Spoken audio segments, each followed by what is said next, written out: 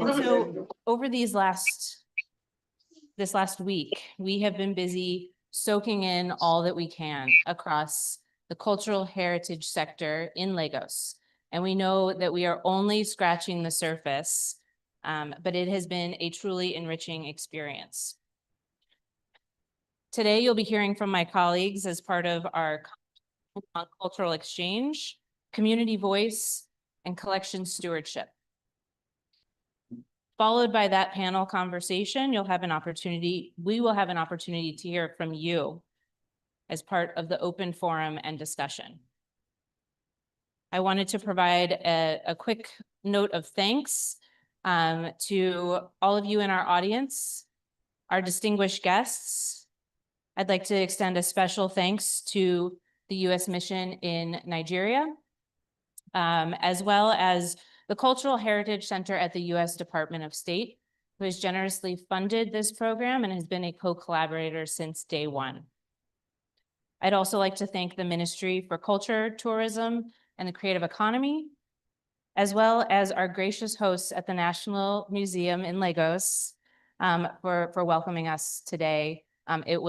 We had a really wonderful visit in the galleries yesterday, and it's an honor to be here today for this conversation. I'd also like to extend our thanks to the MJ School and the wonderful dancers who got everything started for us in here today. There are a few more people that you're going to hear from who will continue the warm welcome. And so first, I would like to hand it over to Julie McKay, Public Affairs Officer, the U.S. Consulate General in Lagos. Thank you. Good afternoon, everyone. Good afternoon. It's an honor to be here today. My name is Julie McKay. I'm the Public Affairs Officer at the U.S. Consulate General in Lagos. On behalf of the U.S. mission here in Nigeria, I want to welcome everyone here. A huge thank you to the National Museum Lagos, to the NCMM, to all the wonderful American experts that have come from the Smithsonian Institution. We are so pleased to partner with the Smithsonian on the Cultural Heritage Forward program, and it's wonderful to see the alumni of that program working with them and leading this workshop today. The United States mission has a long-standing support for cultural preservation here in Nigeria. Over the last 5 years alone, we've put more than $1.2 million into Ambassadors Fund for Cultural Preservation projects. I've had the pleasure of visiting many of these projects, and I hope my goal is to get to all of them. I don't know if that's possible, but many of them have been in partnership with the National Museum Lagos, and so it's really an honor to welcome everybody here today and to see how many people here are curators. If you're a curator, raise your hand. Okay, a couple of curators. Museum professionals. That's excellent. One of the things that we do at the U.S. Consulate is we try to bring Americans and Nigerians together. And that is happening right here today. And I know that the Americans have a lot to learn from their Nigerian colleagues, and the Nigerians will also benefit from the experiences of the American experts. So enjoy, learn, share. I know part of this is a listening and feedback session, so please don't be shy and share your thoughts and ideas. We all have a lot to learn from each other. So thank you for being here.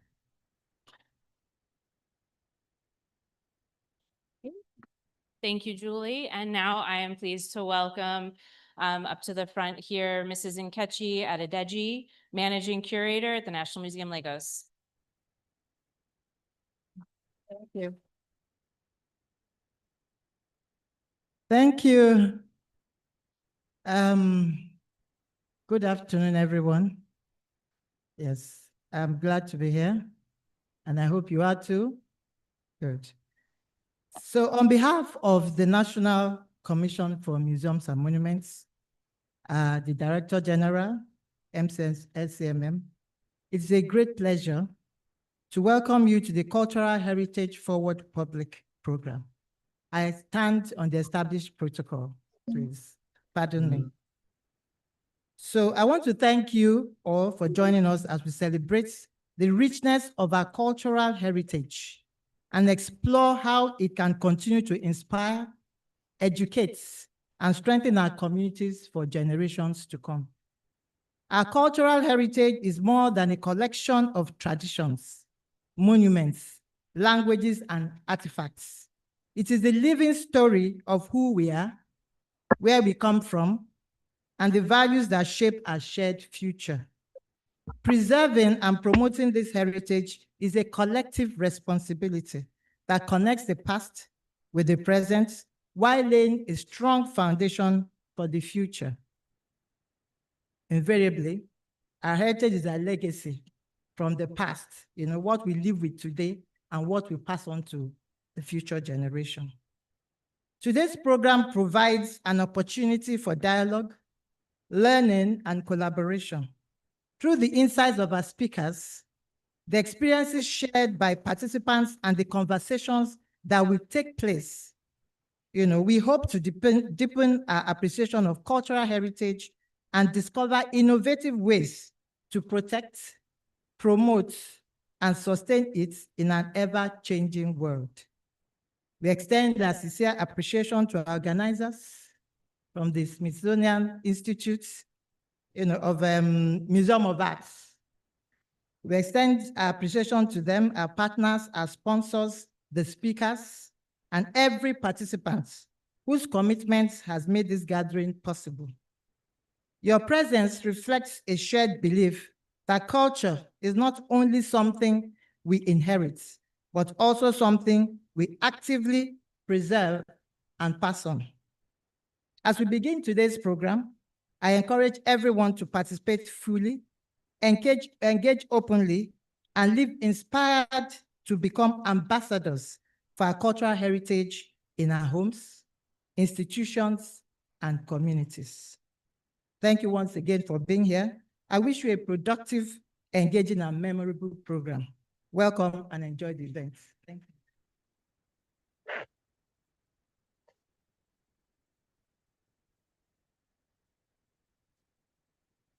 And now I wanted to take a moment to welcome our cohort up here to briefly introduce themselves. And I realize we may be missing one cohort member, Iani, who is still outside, I think, but we can keep things moving. And I would love to welcome Dr. Ijeoma up and Toluwanimi.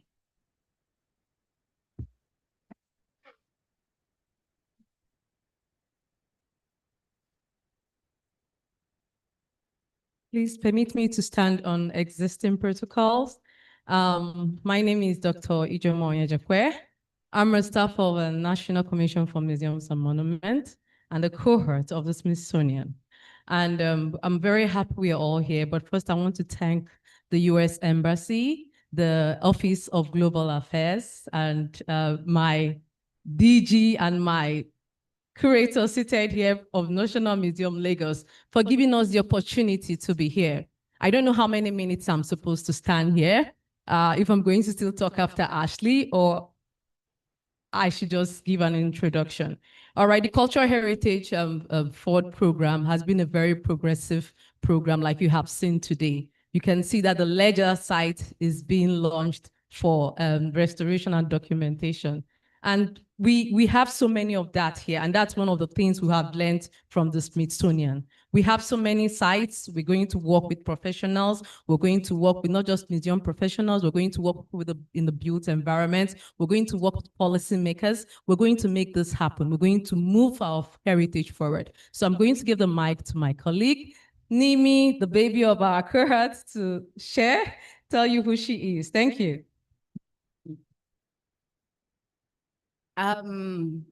Good afternoon, everyone. My name is Toluwanimi Olano. I'm a cultural diplomat. I work currently with the Goethe Institute, where I lead the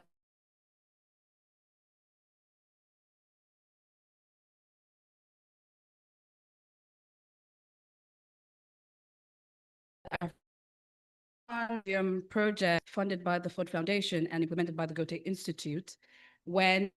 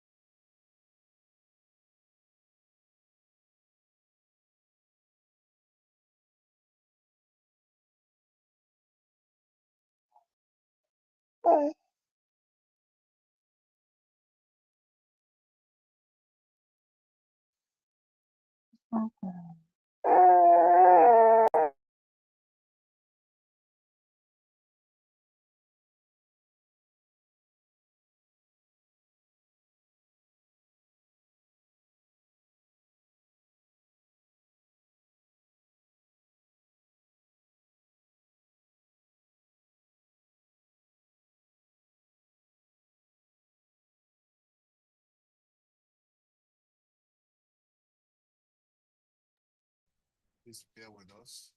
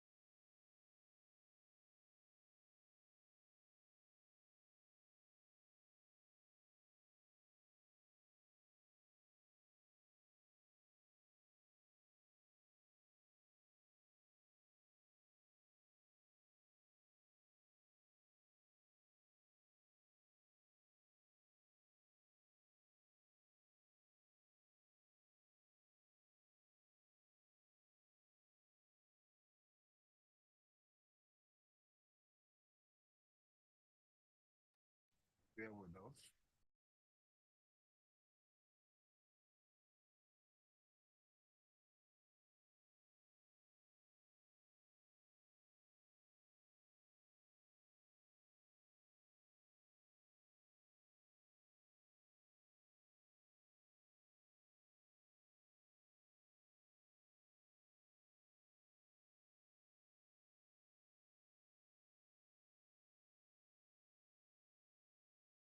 Museums with museum professionals, cultural heritage experts, community practitioners, and cultural leaders from 6 countries across 3 regions of the world to discuss challenges in 21st century museum practice.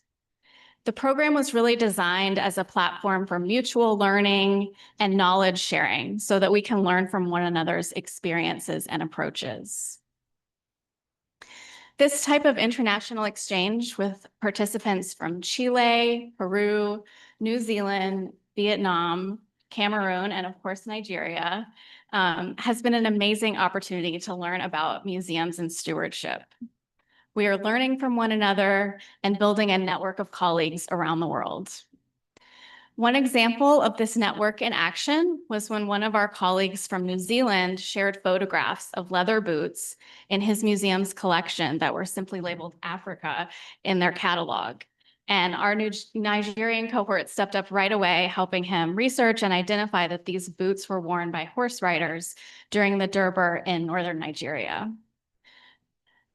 Later in 2024, we were pleased to welcome our cohort to Washington, D.C. for an action-packed 2 weeks of tours and discussions around the Smithsonian. And this in-person experience was especially important for relationships and building trust.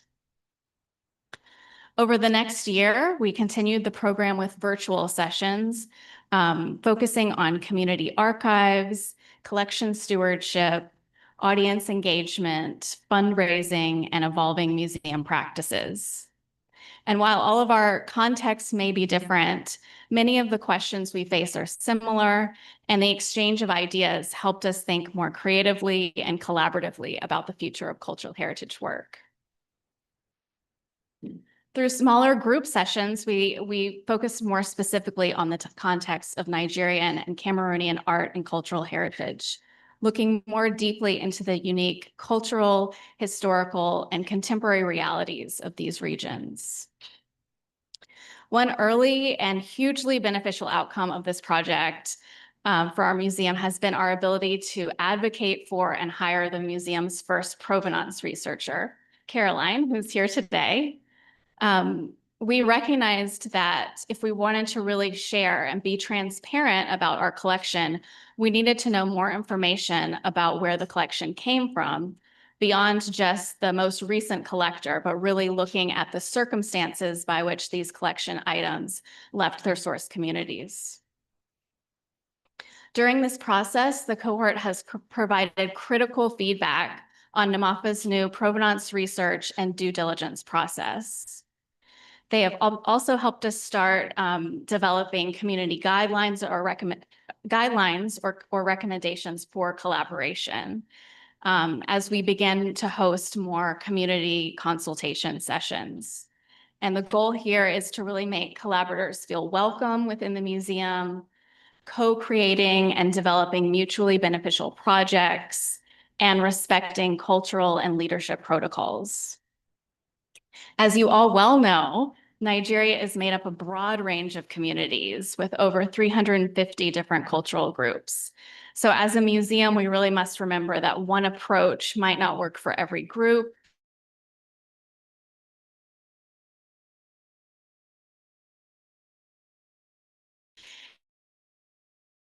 As the program to expand our understanding of what community means. Community is not a fixed group. It can include artists, researchers, practitioners, elders, youth, diaspora communities, and many others. And each brings a unique and valuable perspective to the experience. Before I conclude, I would really like to thank our cohort members who are here today. I don't know if Iani made it inside, but Toluwanimi and Ijoma, your generosity in sharing your experiences, insights, and expertise has really made the program what it is. It has made it a success. And working with each of you has been professionally and personally very enriching for me. So I'm also especially grateful for the hospitality you've shown us here in Lagos and for the openness and collegiality that you have shown us during our time together. So to summarize, the Cultural Heritage Forward program reminded us that caring for cultural heritage is not only about the objects. It is about people, relationships, knowledge, and responsibilities. It is about listening, learning, and creating shared space for multiple voices to shape the future of museums. The program has given us practical tools, new perspectives, and a stronger foundation for this work. And I'm excited to continue building on the lessons and the relationships that we've developed in the future. And I look forward to more conversation about this in a little bit. But first, I'd like to turn over the microphone to my colleague, Dr. Ijoma, to share her perspectives on the program. Thank you very much.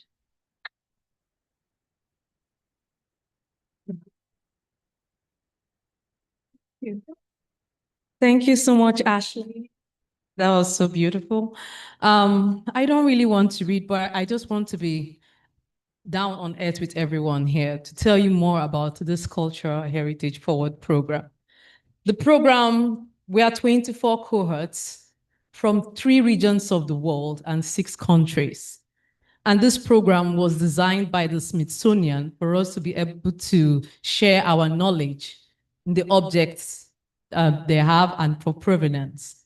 And these have been very successful, like you heard about the boots from Doba that was in New Zealand, and they didn't really know where it came from. It was actually from Nigeria.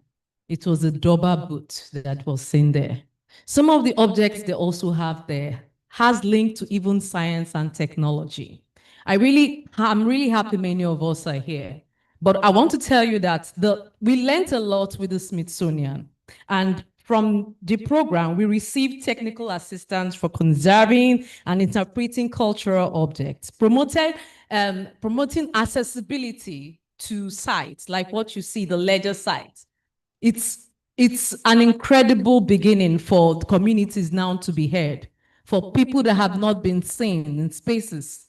It now has been open for everybody to come out to speak, and that's why you're here.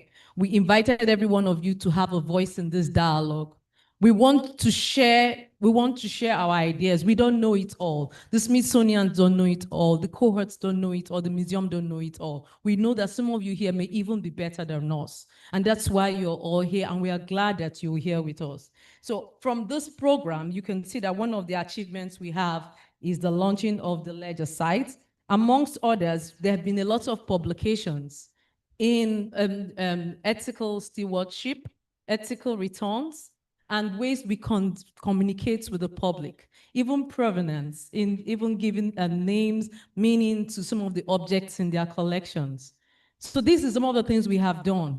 For example, in my own parts, I've been able to assist people in writing Igbo books, editing Igbo books, and this is one of the books, with objects from the Smithsonian and the National Museum to explain some of the living artifacts, because our heritage is a living heritage. It's not just artifacts that are placed on the table or placed on a shelf.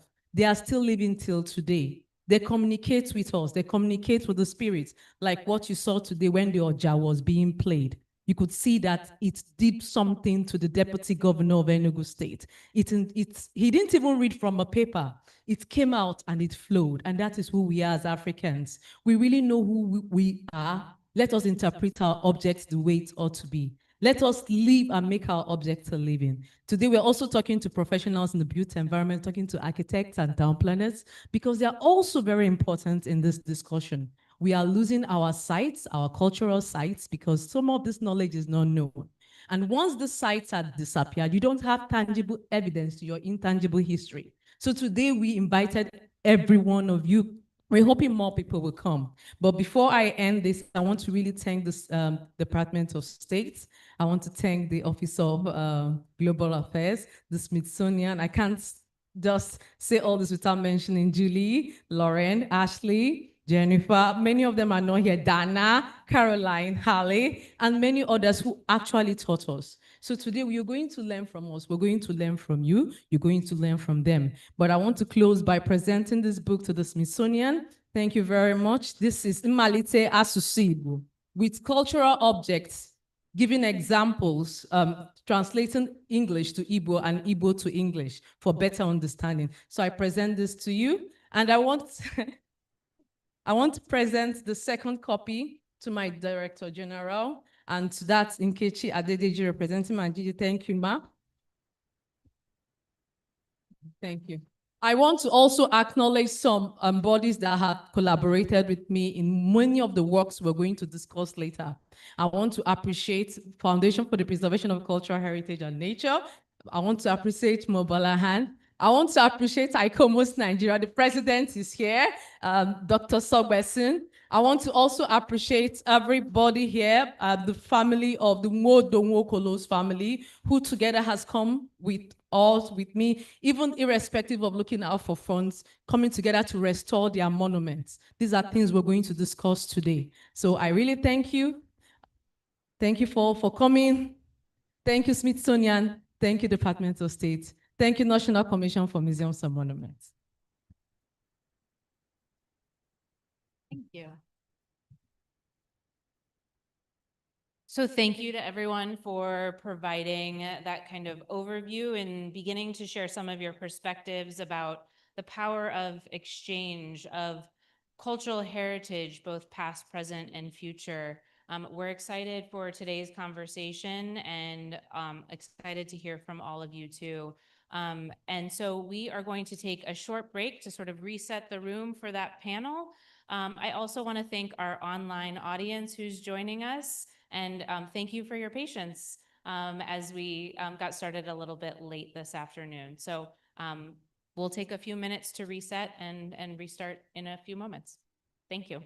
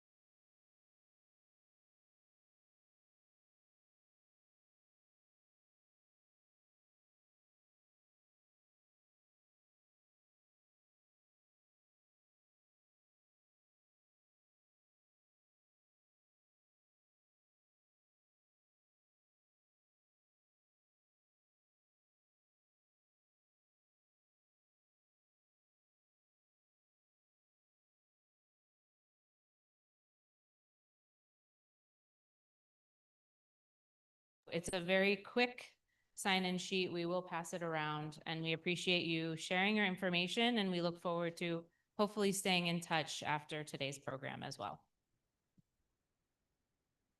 And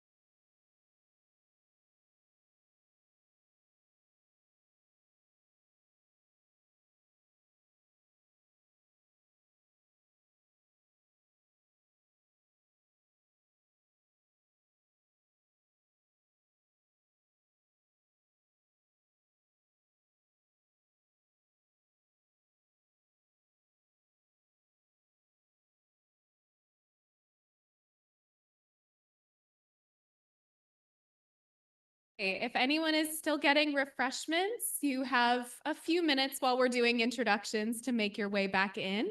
But I will go ahead and get us started. Ekabo. Welcome. This is something I've just learned. And welcome everyone to our panel discussion this afternoon on cultural exchange, community voice, and collection stewardship. Ashley and Ijeoma have already provided a very wonderful introduction to our cultural heritage program, our cultural heritage forward program, excuse me. But this afternoon, we wanted to have a more detailed discussion of some of the things that we've actually learned from one another. So I will be moderating our discussion. As Ashley mentioned earlier, my name is Caroline Angold McGuire. I am the National Museum of African Art's first ever provenance researcher. And in many ways, I owe my role to our colleagues from our cohort who identified the fact that the museum really needed a provenance researcher.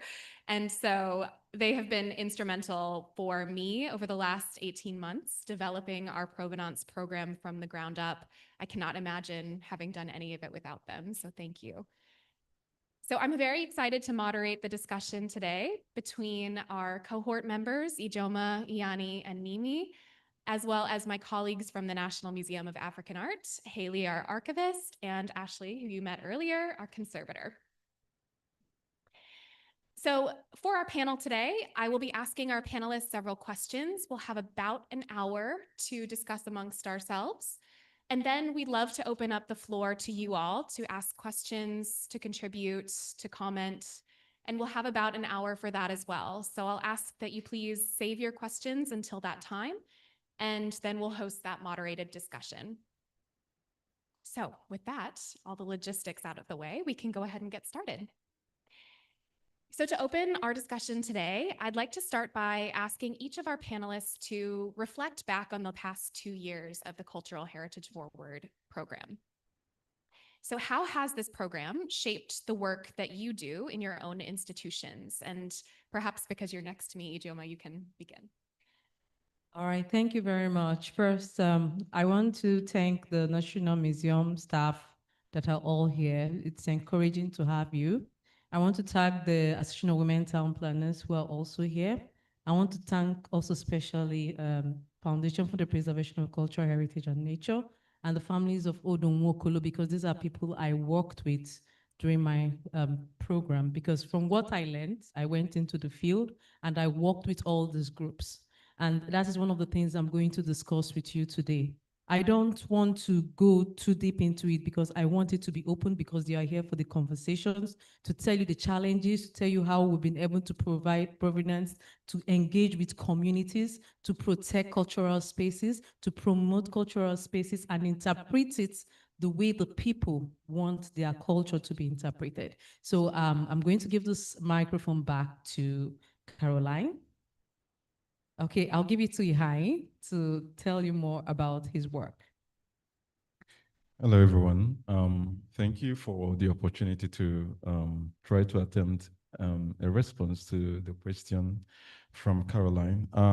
For me, I think the Cultural Heritage Forward program has helped me to reimagine the definition of the word stewardship. What does it really mean, right?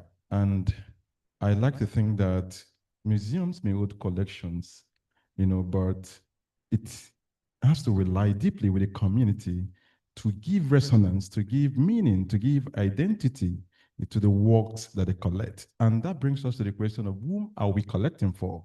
And how do we make it accessible, to them? I think this is one of the things that has reshaped, the work, we try to do at the Center for Memories.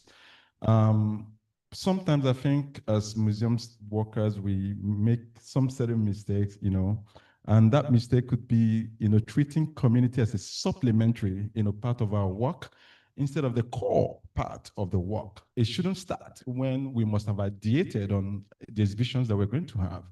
It has to start from the moment we think that we need to run an exhibition involving the community as a crucial part of that.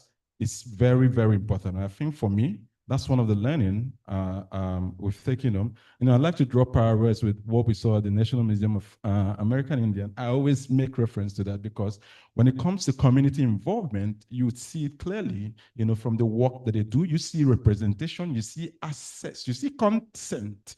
I remember when they were talking about the rituals, creating a space where the communities who has, the works, who owns the work that they had in the museum, come to, reanimate the objects that they have in their collection. I think is an important lesson, for all of us. I think for me personally, it's something I've taken on. And in the project we're doing with Ledge, it's something that we also, starting to, practice. So thank you.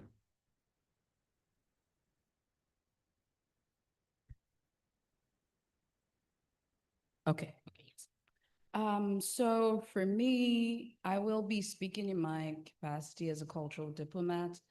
And one of the things the program has really taught me, has inspired me, is on narrative direction. And this goes beyond just museum, goes beyond just performance, music. It's always about the narrative. Who directs the narrative of a certain people? This year we might, dance around the East. Next year we're dancing around the West, the upper year, which affects consistency in this cultural industry space. So the question I keep asking myself is, who controls the narrative? Can we take ownership of that? Can we control our own narrative? How possible is that?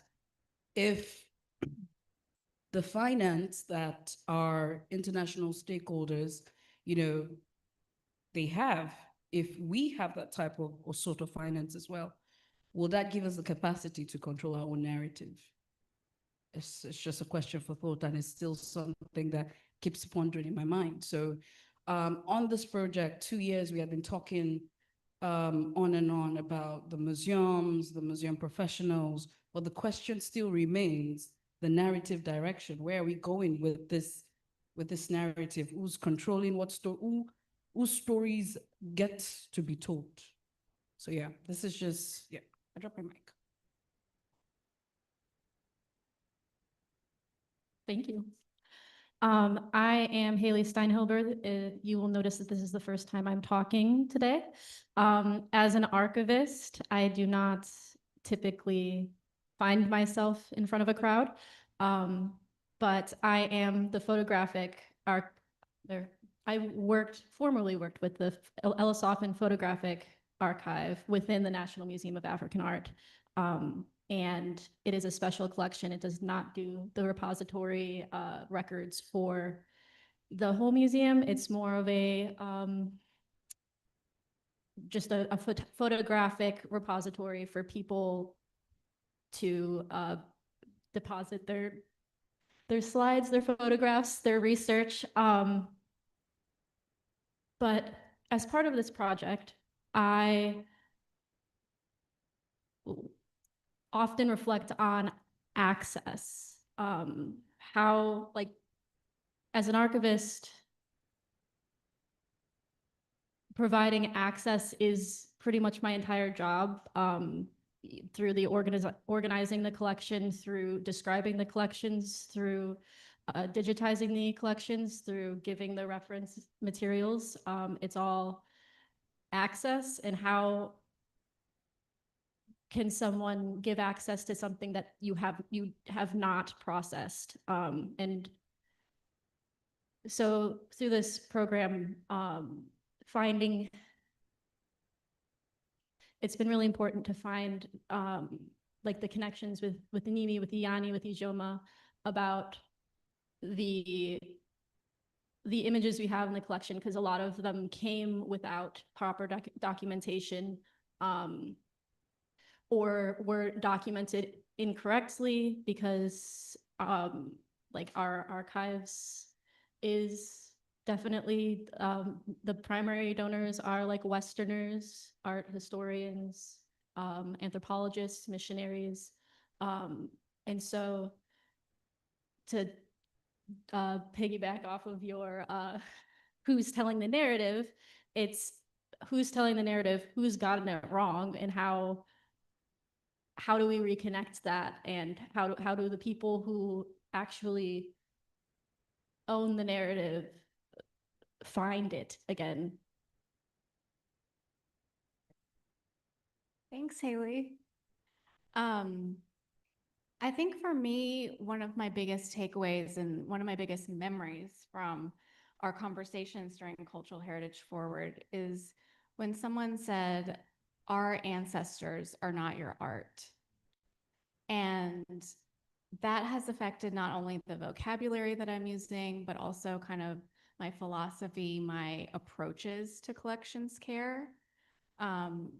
You know, it's in our museum name, the National Museum of African Art, but I'm trying to think about and not always refer to items in our collection as art, as objects, or as, you know, wooden sculptures.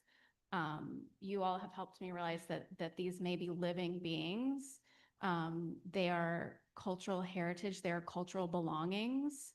So I've tried to change the vocabulary, but that also changes my approaches. So now I'm rethinking how best do we respectfully and thoughtfully care for these items, these belongings, and what is my place in that as a conservator? Should we be learning about cultural care protocols, and should I be following those? Should we be inviting community members and practitioners in to help us follow the cultural care protocols? So I'm just constantly reminded of that quote. I don't remember who said it, but I really appreciate whoever it was, because I think about it almost every day. And I want to work towards figuring out the best way to respectfully and thoughtfully care for these ancestors, these belongings that are in our museum. Thank you all. And just to build on what Ashley said, I think one of my key takeaways from this project has been, again, just rethinking how we document provenance, as well as how we care for the artifacts in our collection. You know, what does it mean to talk about ownership of a living being, an object that has a spirit? And can we say that it was, you know, owned by one person or another? And I think it's a lot of questions that I'm still grappling with, but I think our colleagues have been very generous in me asking these questions many, many times and helping me grapple with those questions and the potential answers. So thank you all for sharing. So my next question is to think a little bit more about what Ashley kind of mentioned. You know, how do we work with community members, recognizing that we're a museum of African art and African cultural heritage located not in Africa, located in the United States? So how do we engage communities in our work? And that's been one of the joys of being here in Lagos for the last couple days, seeing the many, many ways that many of you in this room and many of the cultural heritage institutions that we've visited are engaging with local communities and bringing those voices into the galleries of their physical institutions. So I'll turn it over to our panelists again.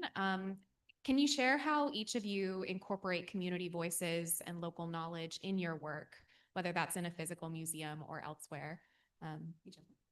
All right, thank you. I want to start with the USinNigeria group. How many of you have heard about USinNigeria? Yeah. I need more hands up. Oh. Okay, for those of you that have not heard, because I'm surprised some hands are not up, is a World Heritage Site. We have 2 World Heritage Sites in Nigeria. We have one in Sukkur in the north, and we have one down here in the west, USinNigeria Group. The USinNigeria Group is a mixed heritage site. It has both the natural and cultural attributes that, you know, made it to be declared a site of outstanding universal value. Even the living heritage of the Oshobo people, which is also there.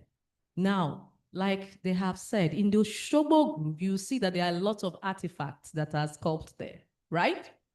Good. And some of them, you see this Iyalode, you see Iyalode, thank you. Thank you. You also see Shango, you see some monuments on that site. These monuments can become artifacts in a museum tomorrow if they are stolen, right?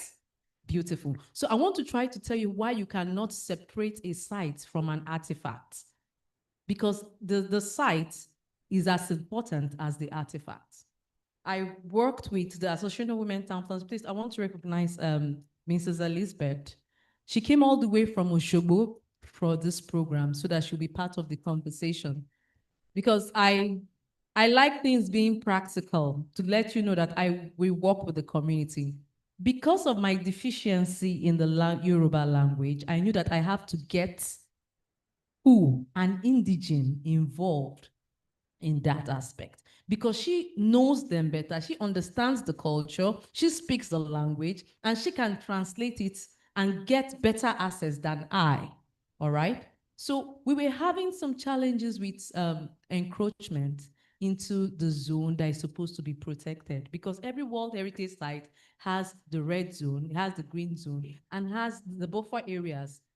And if it extends towards it, it's going to be a problem to delist the sites, which we don't want, all right? Because the Osun-Osogbo Group has been an economic and social hub to the Osun people, and as well as an identity of Nigeria, which we don't want to lose. So in that aspect, I brought in the Association of Women Town Planners. I also brought in the Foundation for Preservation of Cultural Heritage and the technicalities. She worked amongst advocacy with the community. I worked also with Mr. Mo, who has also worked with the policymakers. So you could see that I did not work alone. I worked with a group of people, which we call collaboration. And through that, we were able to, using their technicalities, their ideas, collaboration, I learned from the Smithsonian, okay, and ASEP. We were able to define where the space is, the encroachment areas, where urbanization is really encroaching into these spaces. So this is one of the work I have done, and that's why she's here. And that's how you can work with the community. So you really need an individual, you need someone that is there. If you don't know it, you get the community involved. Thank you. So for me, I'd like to continue from the last response I gave, that we must make the community a central part of the work that we do. Reason is, I think there's a tendency in the work we do that most times we think that the more information we get, the better, the exhibition or whatever product that we're working on. But again, some information are communal, some are sacred, some belongs to some lineage, some families, and they are not meant, to be shared publicly. I can give you an instance. If you're a member of the Leopard Court, the Nsibidi that you see today are not the only Nsibidi that exists. I can tell you there are retinue of Nsibidi that you have not seen. And you must respect this. If you're working, with this sort of people, I can give you lots of examples. And I think for me, it's part of the learning, that we've, come to deepen in the work that we do, that community must be in the front. They must not be brought in when we have made all the decision. If we decide to work on any particular object in the museum, we have to start with the community. And again, because there's some disconnection, you also help the community in some way to know other things about themselves which they have lost. So we have an exhibition, one of our permanent exhibition at the Center for Memory is called Odinani.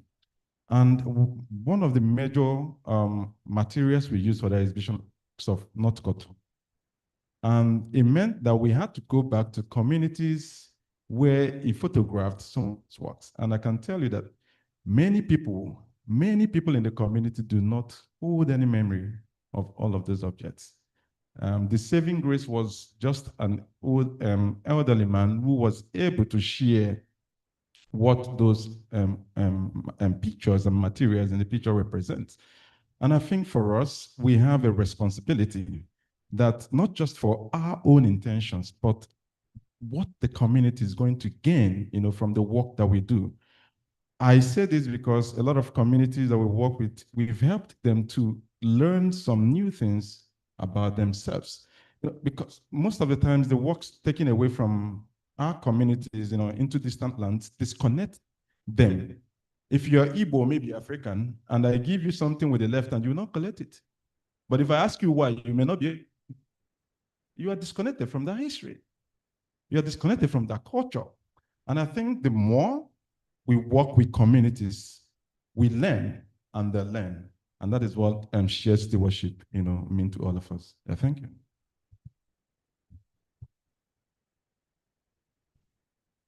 From my end, incorporating local voices, I personally feel the first thing in my own space, in my organization, what we do is try to understand the local communities. Who are they? What are their priorities?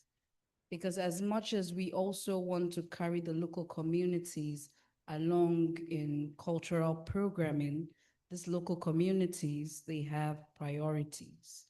And majority of their priorities are not aligned with the cultural programming that has been designed for them. Infrastructure is still a challenge in this space. Unemployment, health, these are their priorities. So as much as we try to push in cultural programming into their space, let them know that it was your forefathers, your ancestors that owned these artifacts and objects. Yes, they would listen to you for the first 1-2 hours, but afterwards they move on to priorities that would provide food on their table. So as much as we try to design programs for local communities, we also try to understand their priorities, which is very important. So we don't end up designing programs that are one-off. We go to maybe somewhere in Ife, we do the old banner, we call the press and we take pictures, and we do everything like that. In January, the press carries it. And what happens to November, December, the next year after that?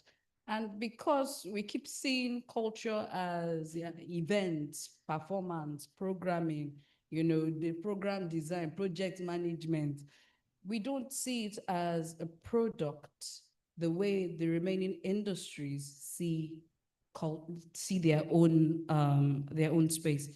And what I mean is that the cultural space should understand, or cultural practitioners should understand, that our competitors are also people in other industry.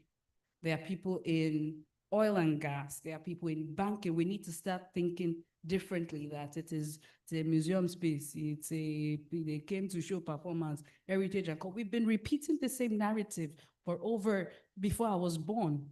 So we need to change, we need to upgrade and upskill how we want to see culture and the local communities.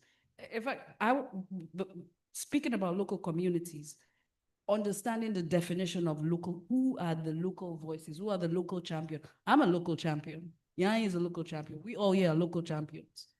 Because when we look at the artifacts, some of them are related to us bloodline. For example, my mother's family, their great-grandfathers and fathers worshipped Ifa. So knowing that, I know that any artifact that is Ifa-based is part and parcel of who I am. So I'm related to that artifact. So sometimes we talk about local communities and we assume they're in the village. No, they're in the city too. They started from the city.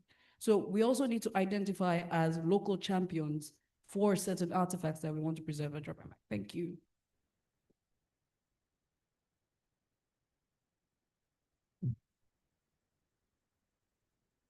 Yeah,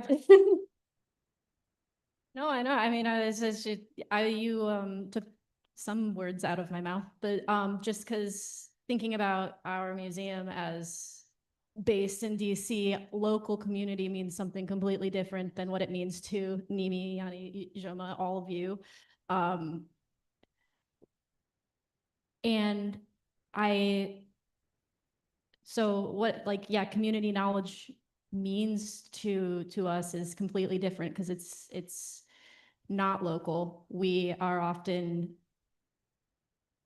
I'm often when I'm working with a collection, it's to give access to it, it has to happen digitally or remotely. Unless someone has physically come to DC to view something, which is, you know, a lot of resources, and we have everything spread over many an institution. And so the ways in which I am able to incorporate like the voices of the source communities within the collections is mostly through, yeah, virtual conversations and jumping through hoops to get something digitized so that it is accessible. But that also means that someone has to have like the computer, or to like or be like know it exists in the United States, which I mean, sometimes I've had feedback before, like, why do you have this like Belgian missionary like album? Like, I don't know, someone bought it. And you're right. I mean, it's not like an intrinsically like a logical thread that takes it from like one place to the other. But in that, and somewhat, I think, following our program when you all visited in October of 2024, I started working on a donation form for whoever is going to donate their collection, and be like, who, like, is this related to your culture?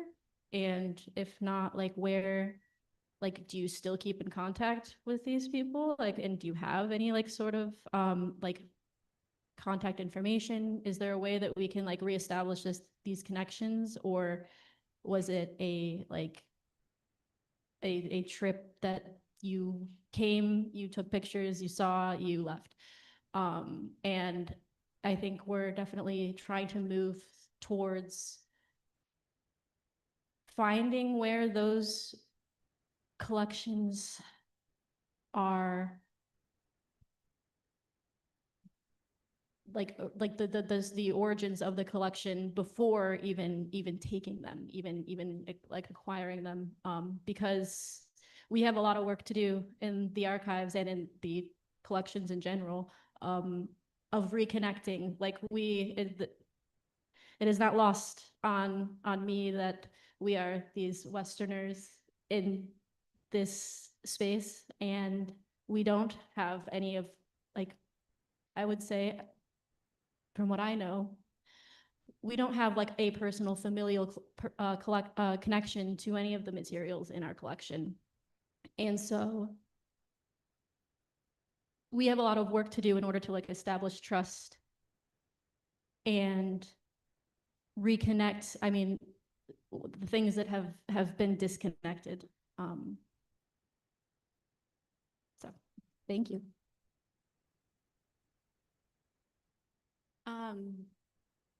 After what everyone said, I feel silly talking about our database now. But I appreciate what all of you have said, and I was just thinking about what are some of the tangible ways that we have begun to incorporate local voices and community knowledge into our work. I mean, the first one is this program. It's just starting to have programs like this.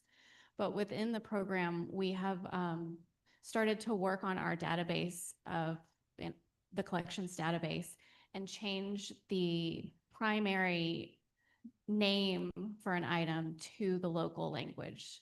So we're starting to make sure the information that we have on local languages is accurate. A lot of times we don't have the local name for things. So we're working to add that information in and have that be the primary name that you see when you search for an object, or when that object does go on display, when that cultural belonging goes on display. I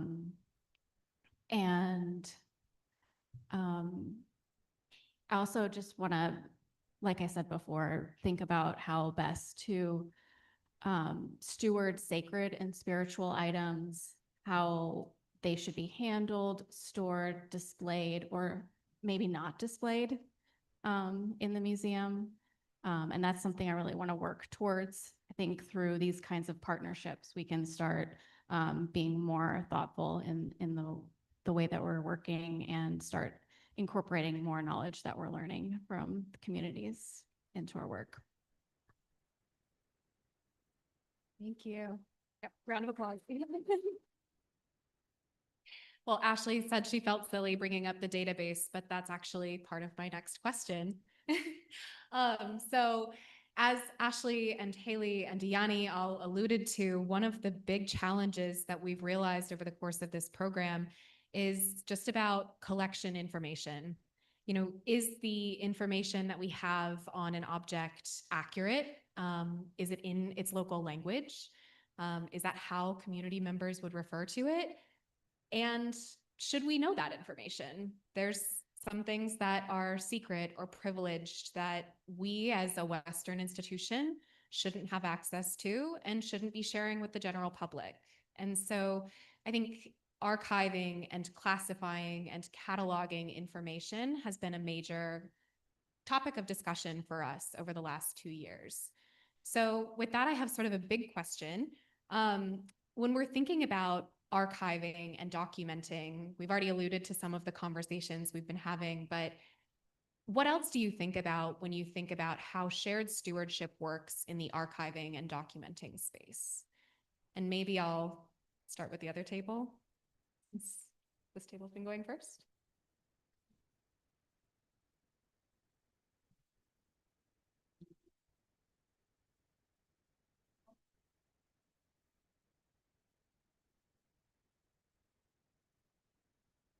Hang on.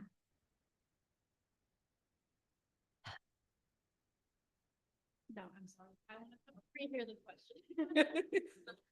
Okay, I think with regards to archiving, I personally feel with archival materials, and just to break off a bit, I was in an Uber a couple of days ago, and the driver was like, "Oh, 100 years from now, what is going? We're talking about 100 years from now." And I was telling him, "Please let me even enjoy my life now before I start thinking of 100 years from now." But it also gave me that sort of reflection on what am I doing now? What am I collecting now that actually indeed in the next 100 years will be valuable for people that will come after me? And this is where we as a community we sort of divert away from this conversation. And I feel like the Western community prepared for it, and is the concept of having the difficult conversation on death, because they know one day they wouldn't be around, they would go, but what comes after them? And it's sort of, they prepared this structured system in which after they disappear, or after they go to rest, things will still fall in place and will fall in line. And I think that is the big challenge we have here in our own community, where if it doesn't matter now, it doesn't matter at all.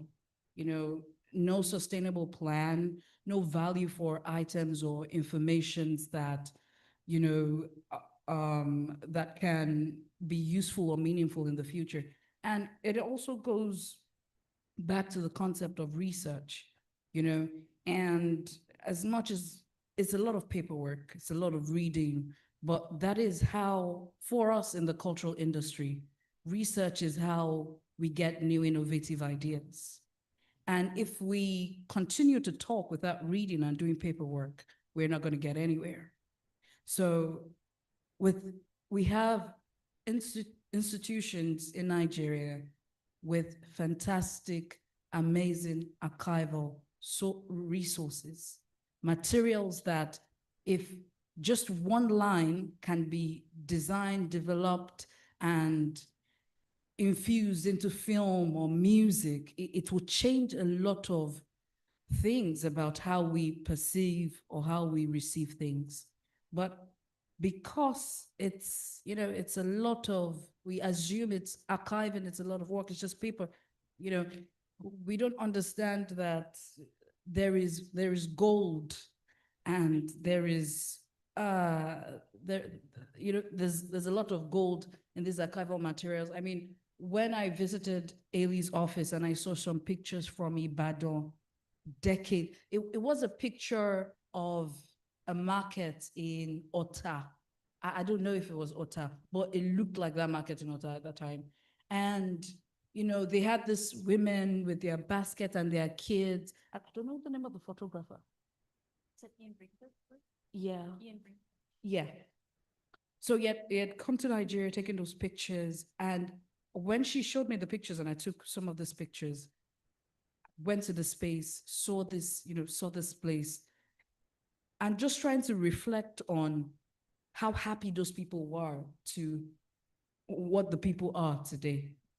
And, just that connection, we can build conversations, we can build ideas and project from. So with archiving, I feel like for us in Nigeria, we need to take ownership of these materials that are just being stored away. Yeah. Thank you.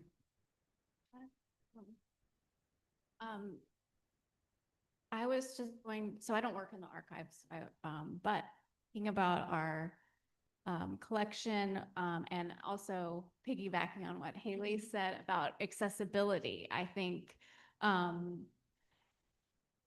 as part of shared stewardship, we need to make our collections more accessible so that you all can see what belongings we have in the museum. Worked to digitize as much as we can and put as much of our collection on our website. And we have also, I think, as a way of recognizing that, also, as Haley said, some of the history of miscataloguing, the history of, frankly, like racist language that was used in the past. We want to recognize that we're not always the experts on these items. We put up an email address on our website where you can contact us if you're doing research, if you're looking for things in our collection and you notice there are mistakes, if you notice things are cataloged incorrectly, if you notice there's information incorrect, or if you want to share information to help enrich the information that we have. We are very open to that. So I think accessibility and being open to knowledge sharing and updating what we have. So, Haley. If you have something that you want to say before I go, I can wait, but.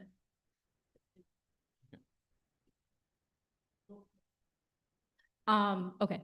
I guess I wanted to also talk about we have to, when we receive this knowledge, we receive this information that someone has put so much thought and time and free labor, I guess, into looking at the inventories and sending that email. One of the struggles I feel like with getting it out there, or having even the staff to to update those records, to put them online, because I know the collection that Nimi is talking about, you asked for copies of it digitally, and we applied for some grants in order to get that to work, did not get them, still not digitized, still not completely processed as a collection, and that hinders the access. You have maybe the pictures you took yourself, and I'm always encouraging researchers to take pictures while they're there, because it's something we can refer back to in order to future digitize. But due to the quantity, the breadth of stuff, that we don't have it available. And that is something that is with archives, I mean, internationally, an issue.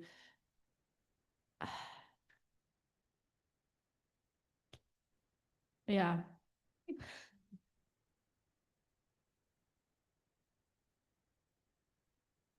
All right. One very important thing about archival is whose information, who gave that information. And there are many criterias. For example, I want to document on the making of a particular object in the north. I won't come to someone in Calabar to tell me how that object is being made, would I?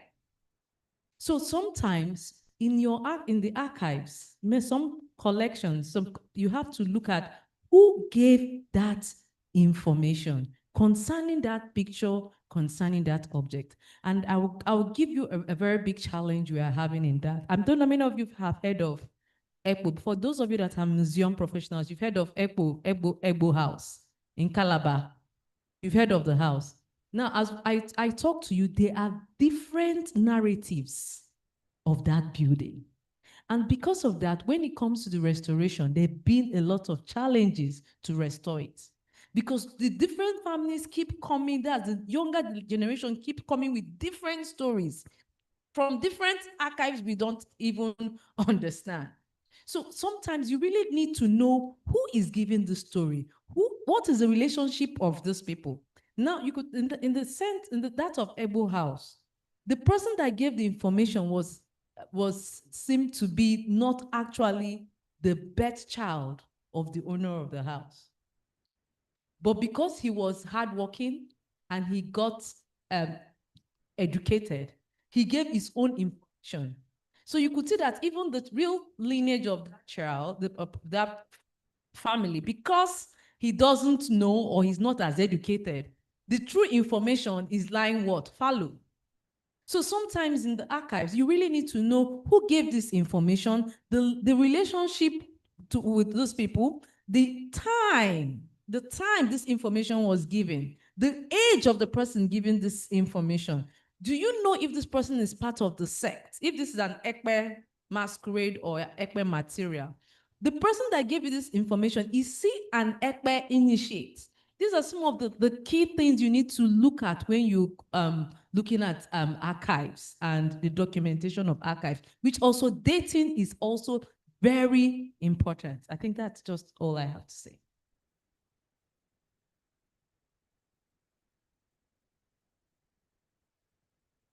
I want to move away a bit. I do not necessarily agree that we do not have local ways of documenting. Maybe because for me, my practice is different. I have a clear-cut way of how we do our work. So where I work at the center, we document just Igbo history, culture, and identity. And I can tell you that our ancestors had their own methods of documenting. They carved, and the folklore, and the songs we sing to ourselves, and the stories we tell ourselves. These are documentation. But I think because we are trying to trap ourselves within the Western standards, and maybe because colonialism altered our system away, there is some sort of struggle between ancient and contemporary. And I think we have to find a convergence. We have to find a way, to marry both. And that is what we try to do at the Center for Memories. And when I visit museums, I see a lot of classifications. I see ethnographic objects, I see sculpture, I see ritual objects. Maybe it serves purpose of technicality, but it kind of like flattens the cultural specificity of those objects. And I think we need to find ways. I mean, it's a struggle for me as well, because I think archiving is not just for Haley and other archivists. I think all of us has a role in archiving. For instance, when my father was alive, he had a plethora of proverbs, and I told myself I was going to find the best technology to record him, and then he passed away. And then I lost all of those. And I think someone taught me, when you think something needs to be done, get your phone, immediately start from there.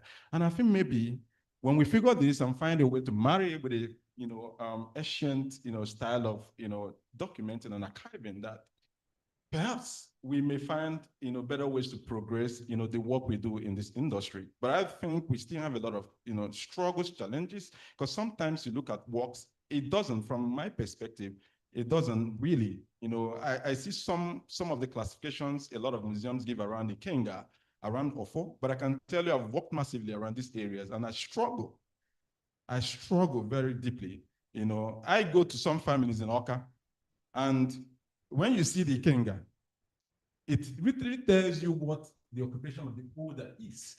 But I think in museums, everybody describes the Ikenga as the same thing. No, I've seen different, you know, families and their own Ikengas. I've seen different offers. And I think because we are trying to, you know, make this fit into a standard. I mean, this is not the first time, you know, even in academic classifications, we use the APA, but we should have, you know, something that the African practitioners should be able to, you know, introduce to Western, to museology in general. And I think until we sort that, we can make progress. I'm working on that. I'm struggling as well. But I hope that opening up this conversation will help all of us to find, you know, some pathways, you know, to getting these things done. Thank you. Thank you. I'm so anxious to hear from all of our audience members. So maybe just one last quick question, but I'm going to ask our panelists to be brief. We've spent a whirlwind few days here in Lagos, and so I'd like each of us to just go around and briefly share the biggest thing that you've learned in the last few days. And I'll go first and just say I'm so absolutely impressed with the many various ways that the institutions here are working with children and youth and reaching out to the next generation. And I think, I mean, even just the playground outside, I keep wishing we had a playground at our museum. So I'm so impressed by that. Going around, I discovered that we have a lot of gallery centers, spaces for culture, and many of them have an advantage over some of them. And the only way is for them to collaborating with NCMM,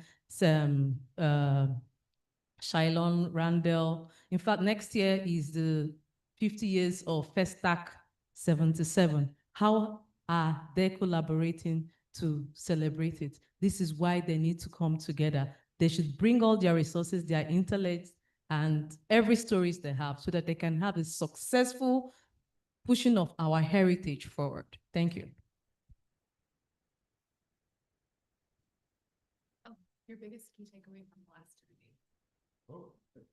For me, okay, briefly, for me, I think NCMM has a lot to do. Seeing what you have in your collections is massive. I think a lot of us can actually, do well with, collaborating with you. We try as much from Enugu, to do with NCMM National Museum of Unity. But I think that NCMM owning 53 museums in all of Nigeria, I mean, you should take the lead and, guide all of us and, support all of us. And when we come to you, please open your doors for collaboration. Thank you.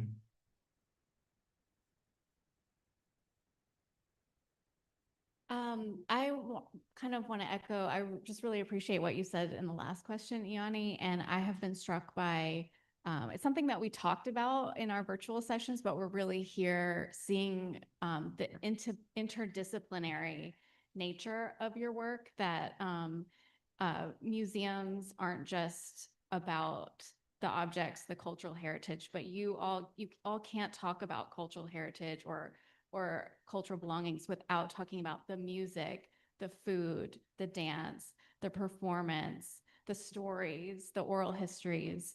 And so I think we need to think more broadly about how the museum can incorporate all those things into it, and really enliven the space and be a space for a community space, not have the museum feel like an unapproachable. One of the museums we visited, I'm sorry, I can't remember which one, was talking, it was our conversations with MOA, that they didn't want the museum to feel like one big imposing place that people didn't feel welcome to enter. So they're thinking about having multiple smaller buildings.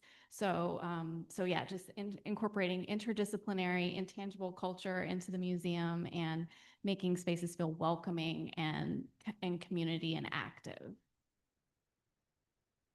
Thank you. I'd just like to say again that we should look at the museum from an entirely different perspective other than a storage storage space, a space where they come to visit and learn knowledge and information.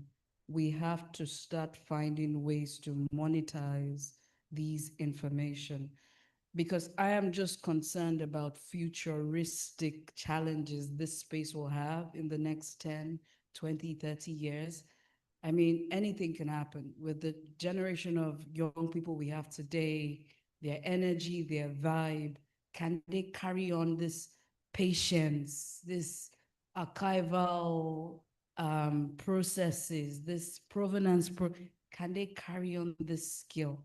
It's either we think about that now, or we find digital innovative ways to start protecting what we as cultural practitioners, museum practitioners are working. I don't want to be on my deathbed thinking I was in this space and now everything I've worked for will just disappear. I don't want to do. So we need to start thinking futuristically for the museum space. Yeah, well, yeah, I piggyback now. I think my biggest takeaway from the last few days is reflecting on how to keep the network of communication with everybody that we've met here thus far, to continue the work and the conversations. And I don't know, I mean, but I look forward to continuing to communicate with everybody and listen a lot more than I'm doing now. But also, I think the other biggest takeaway is that croaker fish is the best.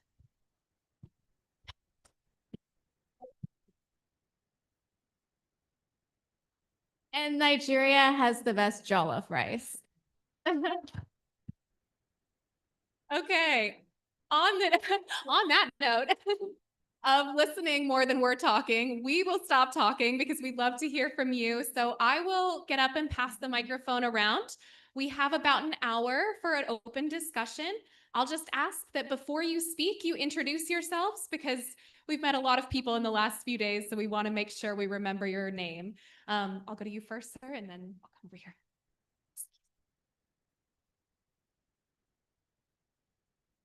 Thank you very much. Tai Olani is my name, a retired postman. I'm currently president of Legacy 1995. We manage the Railway Museum. I want to congratulate Smithsonian for 250 years America. And I want to congratulate Lagos State for the fact that today is Ìṣẹ̀ṣe Day.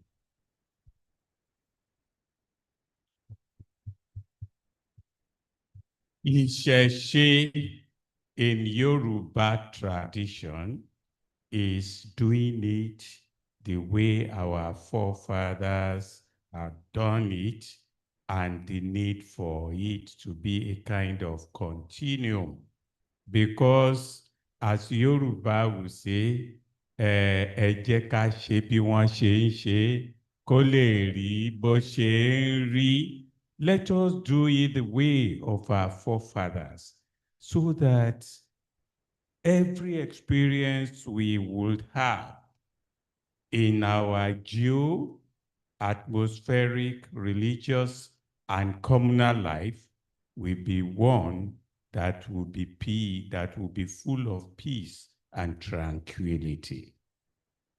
Community relationship is very vast. It may not be out of place since I have given you an expo that today is Ìṣẹ̀ṣe, to congratulate the Lagos State government for introducing Ìṣẹ̀ṣe, because in so many years back, the traditional people never had a say because of the religious conflicts and inferno and the interpretations and misinterpretations. But when at times people of like minds come like this, there is a way of enhancing what should be part and parcel of what can bring peace, for us to remember those who had done something so viable and worth it in the past, and there should be past participle and present continuous. Thank you. Secondly, I want you to help me clap to all the museum people through the why? Because what many people are proud of today, we are in the world of AI and robotics. I am a twin, and we call ourselves Oshabiji. And I know we have our robotics inside the museum. Yeah. So it's another way of trying to understand that we have been very instrumental to what ordinarily the world is supposed to be.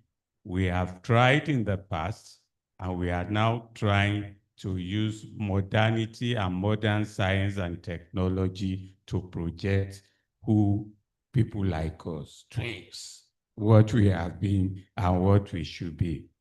Then in years back, there used to be a kind of interdisciplinary relationship between the postal service and the museum.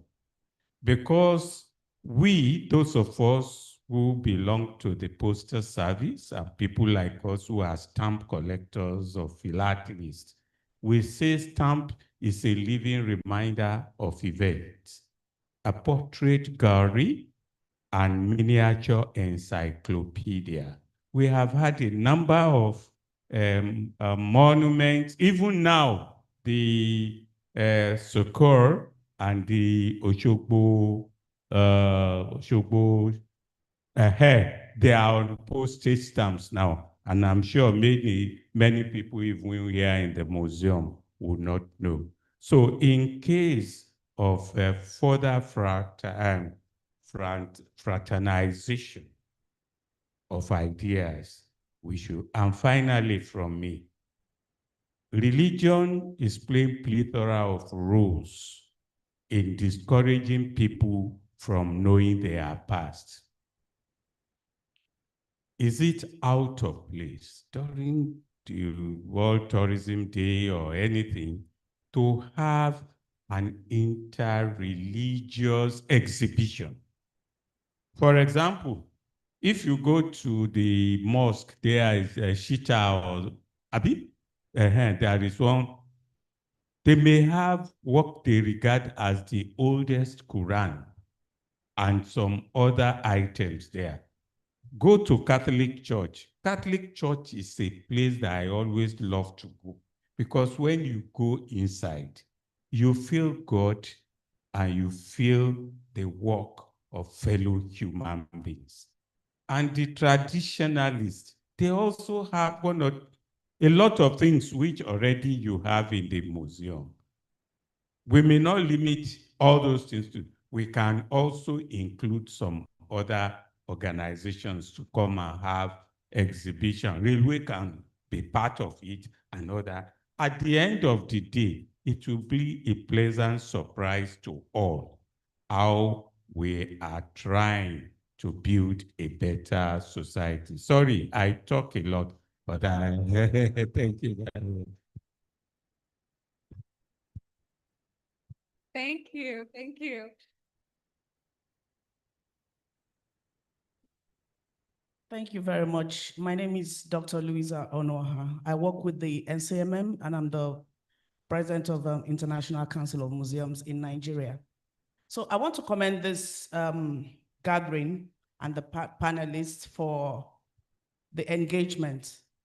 And I just want to briefly say that if we had had such engagements, this is a shift away, from the normal things we do when we think that museum professionals or heritage workers are the ones who should tell the communities about their own heritage.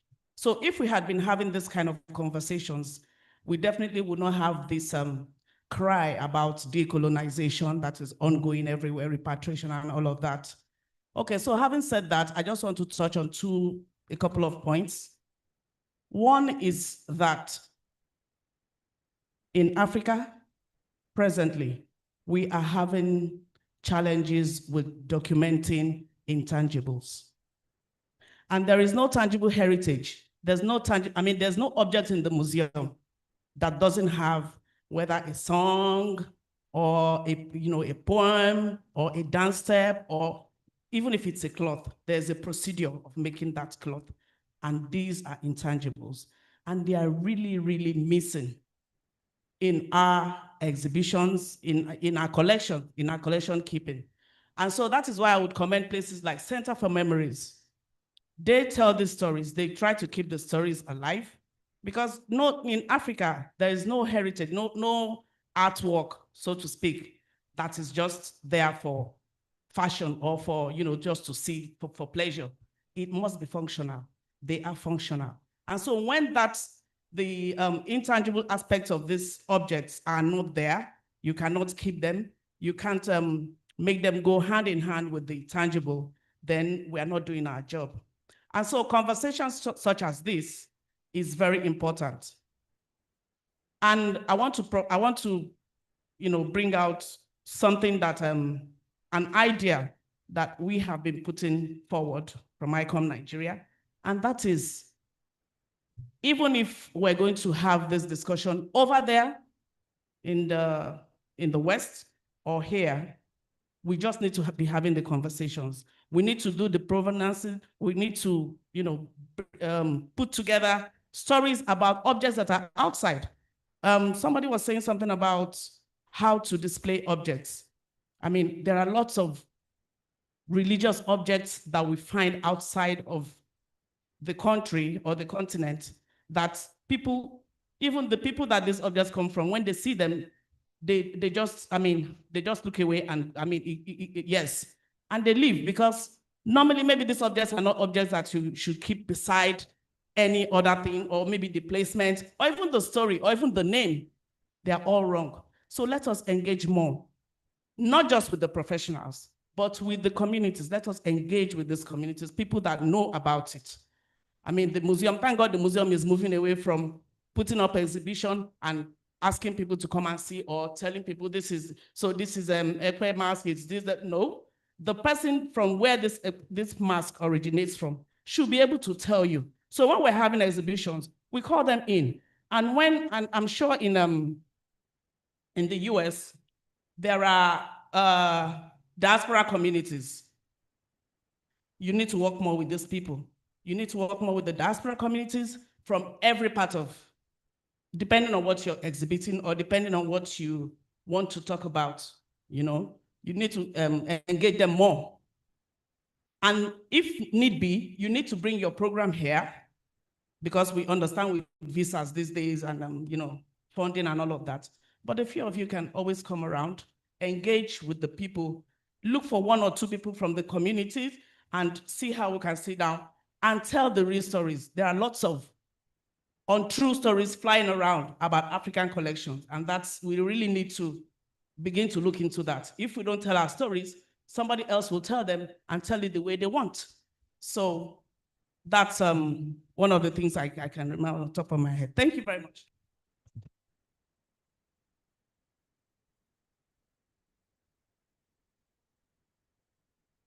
My name is town planner Mrs.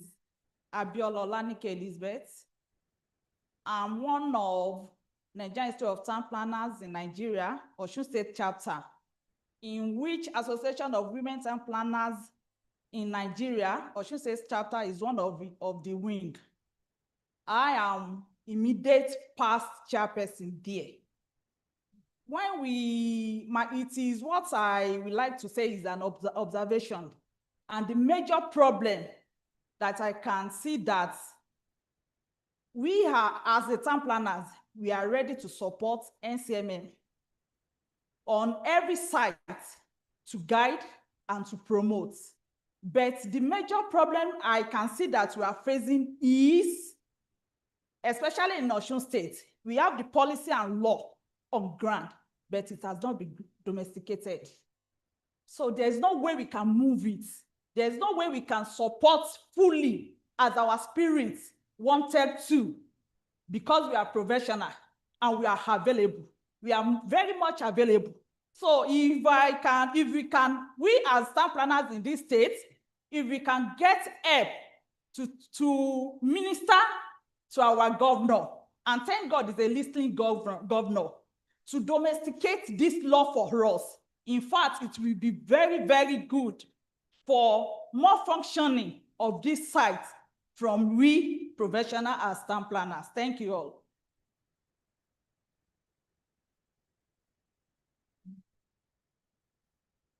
Thank you very much. My name is Tunji Busari. I work with National Museum Lagos. I'm really happy to be this gathering today and to be in the mix of intellectual. So maybe today I will still learn more from what I'm doing. Firstly, I don't know, maybe because museum is not an oil and gas sector in Nigeria, that's why we overlook the whole thing, negligence and all that. And I believe any river that forgets its catchment area will surely dry. And museum is the house where our catchment, no matter the tribe we belong to, where your catchment area, any cultural institution in Africa, particularly Nigeria, is where your catchment area is. Why am I saying this? You know, I think I spent small year in museum now, in the SMA. There's a lot of issues that need to be addressed when it comes to cultural material. You know, at times if I enter the store, I don't know, the store that we have more than 50,000 collections, and we couldn't bring out something that we show to the world that this is what our forefathers left behind. This is what we can make use of it, what we can use it for, to be important to the society, and economically, socially, politically, otherwise. But we couldn't do that. Recently, somebody came to the curator to come and do water spirit objects for the Cartoon Network. I was so happy when the guy came up with the idea. Honestly, 100%, we supported the idea. We are still working on it now. I want to see us actualize that, to see Yoruba objects, to see other riverine people in my people, Nigeria, people, culture, heritage and material that generally showcases to the whole world, to give a kind of Cartoon Network. And you know, water spirit objects, you go along with most of the reptile objects like reptile animals, like snakes, snail, crocodile, and things like that. Although it might be scary to some people that never used to eat, but to me, when I see it, in fact, I enter store, I love to see all those kind of objects. I'll go around there, I'll still, you know, there are some objects you stand by. You want to look at it like this, what can they derive from this thing? What can we use this one for? That was the day, during the heat of Boko Haram and all that and banditry, they said they're inside the bush.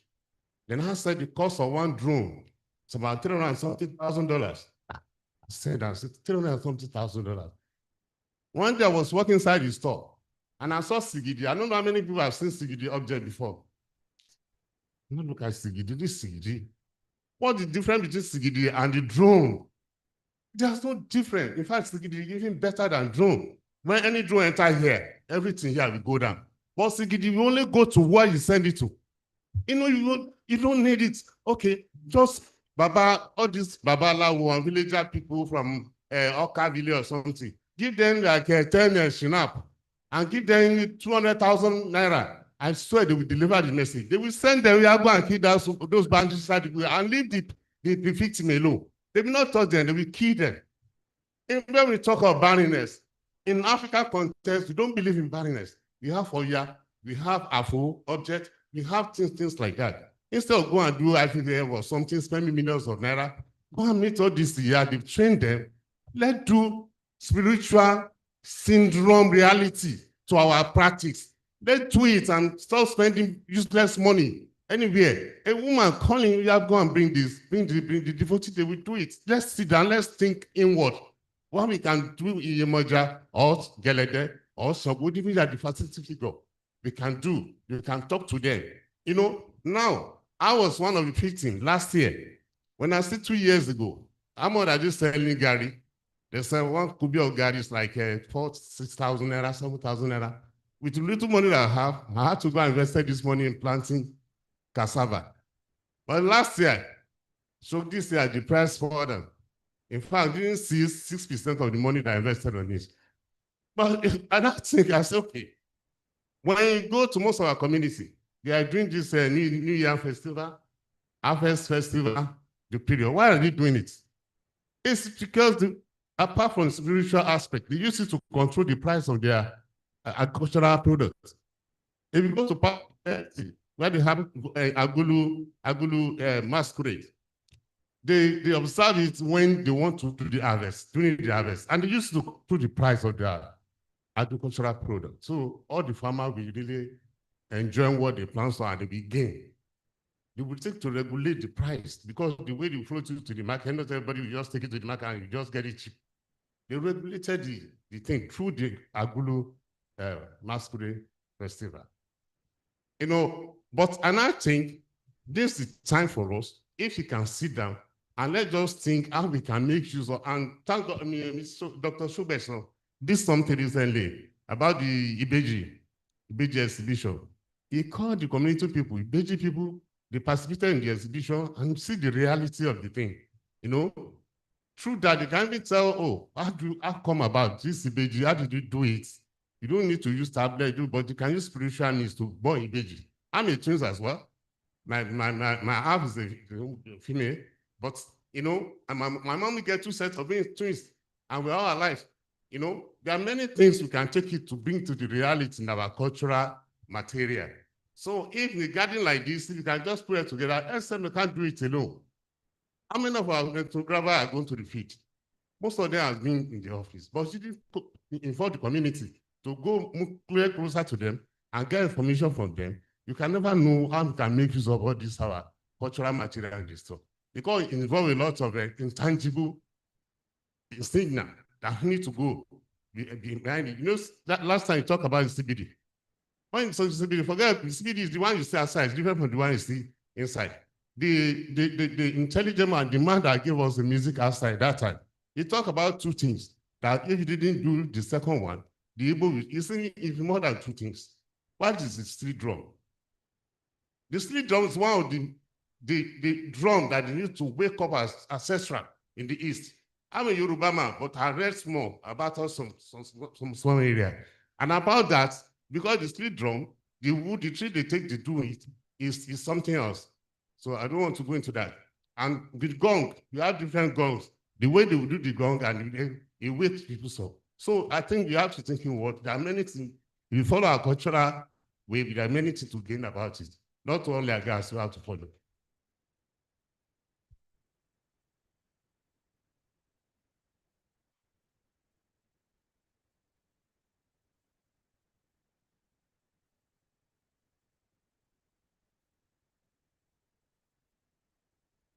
Good evening, everybody.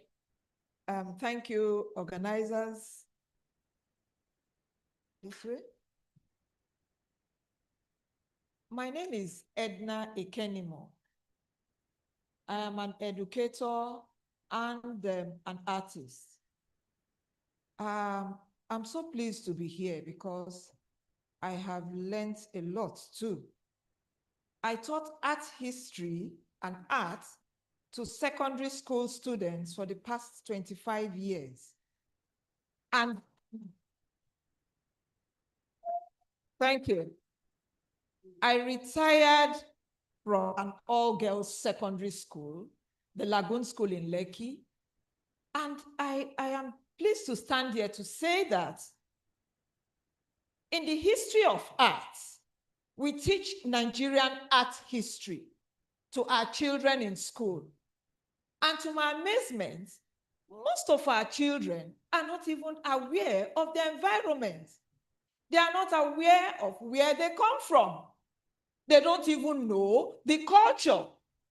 Yet they are from homes. So what are parents doing? What are we teaching our children to promote the culture and heritage that we have? You talked about the different arts. You talked about CBD. CBD art is from Ecom monoliths. When you talk about Ecom monoliths, You know, teach these children in school those days, you find out they just see in textbooks. These things are. They don't know. They don't have an idea. If you ask a child, where do you come from? Say, "Oh, somewhere," they say, oh, somewhere in the east, somewhere Enugu. Where is Enugu? What do you have there? What are the artifacts do you have that you have in Enugu? They cannot tell you. But if you ask them, they talk about Madame Tussauds. Yes, that's where they go to. That's what they see. Unfortunately, insecurity has not made us expose our children to the different sites that we even have here in our country. I remember those days, we visit places like Oshun, like you mentioned, the Oshun group. And that educates you more because the more you see, the better you know, the better understanding you have of these things. When they came to the museum, they saw the e-commerce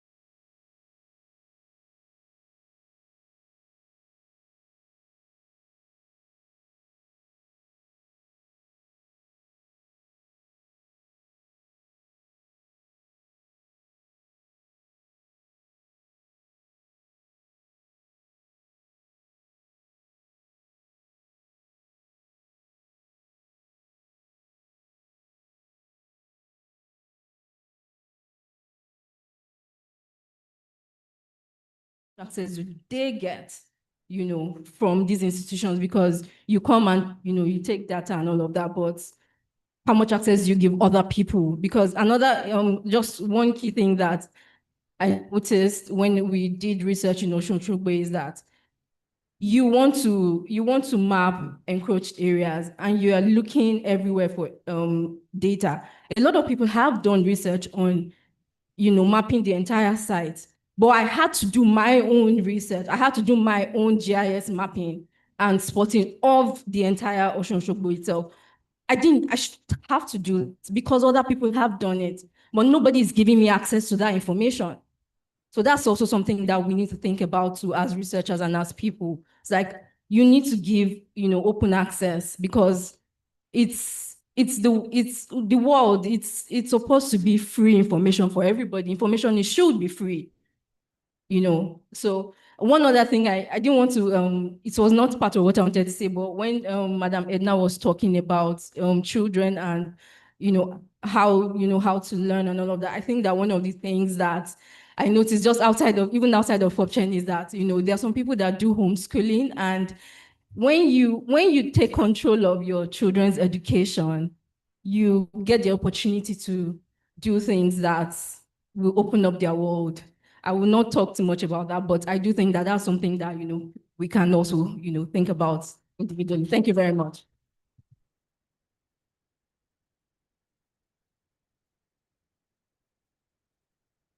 Good evening, everybody. My name is Chinelo Ilofulunwa. I'm a curator with National Museum, Lagos. So my opinion is, I want to align my opinion with yours, Mr. Ihane, when you talked about the way we do classification of objects, and it's not natural and aligning with our cultural values. So as a museum professional, although I have to confess, we are not taking the lead role, but the conversation of indigenizing museum practices, that is indigenizing the museum practice, have our own way, have our own say in how we practice museum, because I observe that whatever we know about museum are things that we copied from the whites, and it doesn't necessarily reflect us. So it's high time we bring in our indigenous knowledge into the museum, especially the way we conserve our objects. We have our indigenous knowledge about them. And again, when we look at the galleries, our exhibitions, you find out that we have copied the West's hook, line, and sinker. You have white walls, glasses, and everything. But we forget that most of the objects there are of spiritual value. And spiritual connotation, and there's nothing sacred about the exhibition hall. So I feel we need to incorporate that into it, have our own way of exhibiting things that reflect our Africanness. And honestly, this conversation has to start with the museum. We are the big brothers. We have the statutory rights we have the legal right to change the narrative, or I'm just getting a little confused. I know what I want to say, but I'm not putting it across the way I want to, you understand? So we should be the people that are leading the narrative in all of this. Thank you. My madam, you are available and you are representing the DG, so you can jolly well take this to him. Thank you. We have time for probably 2 more questions, 3 if we're really, really fast, but please. Yeah, so good afternoon, everyone. I'm Oluwatoyin Shogbesan, and I would like to respond to different people. But first, I want to say a big thank you to the Smithsonian team, their family. It's indeed an honor for you guys to be here and to hear this, but it wouldn't happen without the host in the person of the chief curator, Nkechi, and Nkechi Adedeji. I want to respond from different perspective. I know my name was mentioned, but that's not why I'm speaking. First, community perspective, because let's come back to the table. It's about community perspective and stewardship. And Chinelo has mentioned something. I think we do forget that for every community, they have how they record and how they keep their history and how they pass it on. For the African part, oftentimes it's oral, through oral histories, passing it on, telling stories to our kids under a tree, and then they pass it on to the next generation. And I know Nimi is looking seriously to digitize that and make it very accessible to younger generation to be able to pass on that story. But today, my day was made because today in this museum, we've had over 1,000 children walk through the door. And I'm sure my Smithsonian colleagues saw that and they were really, really thrilled. And I'll say a big thank you to Nkechi, because at some point she had to go out to start counting the children. And we were confused if the children were coming for our program outside or if they were going into the museum. And it wasn't just children. So why am I saying this is the narrative is changing. We're not just having school visits, you get what I mean? Like one every 3 weeks, one every 4, 6 weeks. It's holiday period. And it was really interesting to see different summer camps, different people, church groups, mosque groups, everyone just trooped in today. They had something to see. But why do we have that number would have been the question. It means there was something new. There was something new about the museum that they needed to be part of. And the museum was opening the doors for them to come and see these new things. Yes, Chinelo questions, why are they behind glass cases? We will come back to that at some point. But for them to even find or have a place to come will help to start asking that question. The museum, yes, there's a lot hanging on the museum's shoulder, but I want to celebrate them because this particular year, they've done a lot of collaborations that my organization has been part of. And we've worked with EcoBank, Yaba College of Tech, we've worked with NCMM. It's kind of bigger and bigger, the museum lab, it's getting bigger and they're opening their doors. And not just opening the door for you to see just the curator, it's to the storage. The king of the storage was the one talking, and we had to go away with, I think, over 60 sets of Beji, and we retold story. So Nimi, you will get all the writers because I know you want to read it, but then we realized that a lot of people didn't want to read. They just wanted stories, audio, visual, and they were retelling their story, which was different from what we've read in the books about Beji. So the interesting thing will be first to start engaging the people. Let them speak the way they can speak. They don't necessarily have to speak in English. Let them speak in their Yoruba-ness. In their Yoruba-ness, Igbo-ness, Hausa-ness, Tiv-ness is what makes them distinct and unique. So when they come to the museum, they find their thing. They don't find a cup. They see Uko. They see, you get what I mean, in their name, and then they're part of it. But this conversation, we're grateful that you're part of it, but it's a conversation that we've continued to have, that the museum has started to have. And one way they've started to have it is the public-private partnership.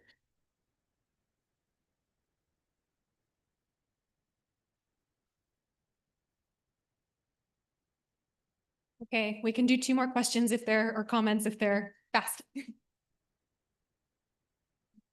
Good evening, everyone. My name is Mo Bolama Ajala, Mo for short. I am an architect, urban planner, but I also advise the federal government. I'm currently working with NCMM and the federal ministry to set up a working group around cultural preservation. I think I've heard a lot of things, and I think this is a very, very important event in terms of global discourse. But I'm asking the panel, also maybe the audience, but I'm the audience, what is the plan to take this discourse to the next level? We will come to events like this and say so many things. What's the action? And I say that because I'm practice-led. I'm in the field, I'm on site. I'm supposed to, someone said Isheshe, we're observing the traditional day across Lagos. I skipped that to come here. And in my mind, I'm asking, why am I here? What's the value of these conversations? A lot of people here are my colleagues. We see each other every other day. Madam Kichi, well done, ma'am. But the point is, how does this discourse become something more active? How can it become a WhatsApp group? How can it become a monthly meeting? How can it become something that if we do a repertoire of all the conversations, we can say the next 6 months with thematic, a month for all the key points, because it's not only enough for us to speak here. We're not the only people who live culture, who might be privileged to have skills, but the people who live it are outside at the gate, on the street, where we're going to. They're the ones who need to hear. We're privileged with the skills and the knowledge. So the key ask is, how are we taking this conversation here to the next level, especially because it's the Smithsonian, there's the infrastructure. And we're not talking money here, we're talking about relations. You said a lot of things about community. I've lived in the community in terms of culture, and people have different interpretations. How do we take the conversation next, day after day, week after week? So it's a task for the panel and Smithsonian, and then also on the NTMM side, but I would like to hear back on what the plans can be for the next level. Thank you very much.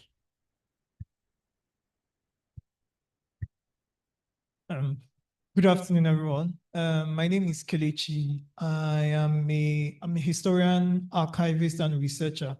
I think I want to answer Toby's question in terms of access, and I will try as much as possible to come at it from 2 different points, or 3 different points, basically. So the first is I have collaborated with the Smithsonian, the Elliott-Ellisopon Photographic Archives through Haley. And then I got access to some photographic collections from the 19th century across Lagos and the Niger Delta, basically.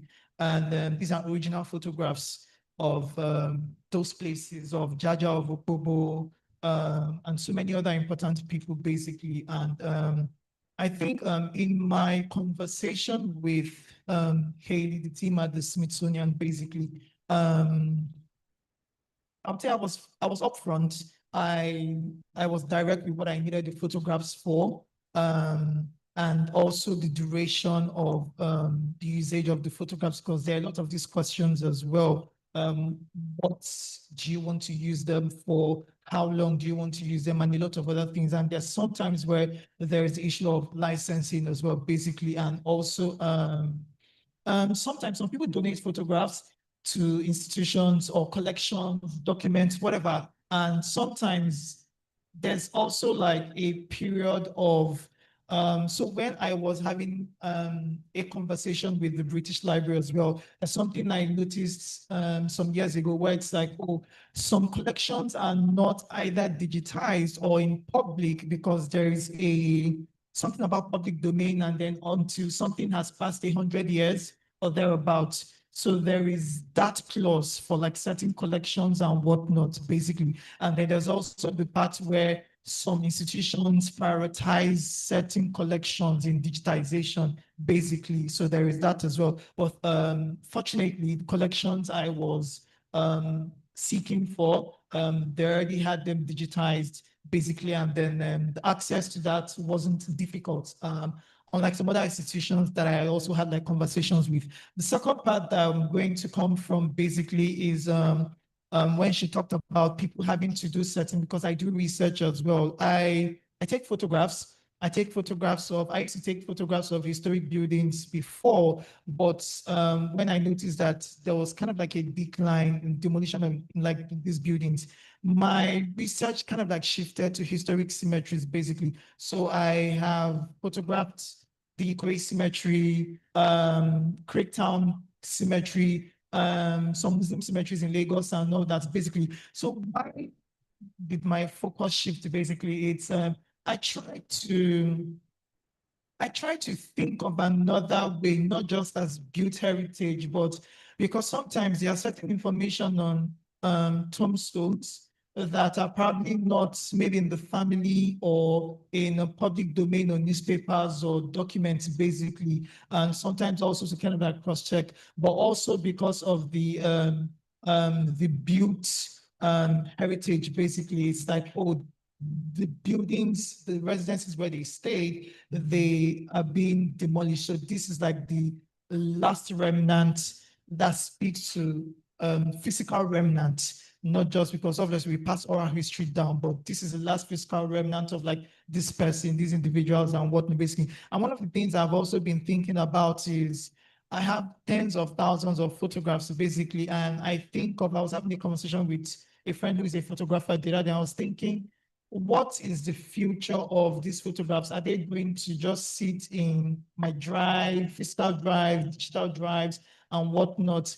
Are there institutions in Nigeria that can facilitate the repository of these photographs? I also collect rare Nigerian history books as well, basically. So one of the questions I asked my friend was, can I trust an institution like the National Archives in Ibadan when there's not a single digitized record that they have with my photographs, document the books that I've collected, and then the future use of this for like researchers, Nigerian researchers, basically. And so that's one of the questions that I asked. And I think another thing basically is there are other institutions that I've also had conversations with, and it's like, want to be so emotional, basically, or maybe call me emotional. Sometimes it's like, oh, these are collections of Nigeria. I'm a Nigerian researcher. I'm not trying to, I'm upfront with what I want to research this collection is about. So it's sometimes there's kind of like a wall when we reach out to certain international institutions on, oh, this is why I want to use this, that, and then it's like, oh, there's a back wall, this and all that. So there's a lot of conversations around access as well, but I'm thankful that with the collection that I was seeking at the Smithsonian, Haley was very kind enough to, and the team as well, because we had meetings as well. They were kind enough to, the access was not so difficult on like some other institutions, basically, yeah. Thank you all so much. I want to, before we close, give Ashley a chance to respond to Mobile Hub's question. And then we'll close with a few words from each of our cohort members, ending with Mimi, we've promised the final word to. So thank you all again for your participation. I've learned so much, so thank you. I'll just say briefly, thank you all for coming. Thank you all for sharing your experiences, your stories, your thoughts, your feedback. I'm jotting down ideas. So thank you for spending this time with us. Thank you for your question. And thank you that I appreciate that your question brought us to what are the tangible next steps? What is the future of this? I hope that projects like this can continue. One of the reasons that we're here is thanks to the State Department. And we wanted to share with you all, share with the State Department what this project has become, has turned out to be, and the benefits of it. So we're really hopeful to continue working with the State Department on cultural heritage forward type projects. We also definitely will continue working with our cohort members, for example, with the Ledger project that Iani's working on. We back at home at the museum, we are all collections staff members. So our director isn't here, our deputy director isn't here, our curators aren't here. And so we definitely want to take this experience back to them. The reason that this project started in our collections department is our former director at the time really saw the collections department being the heart and the center of the museum.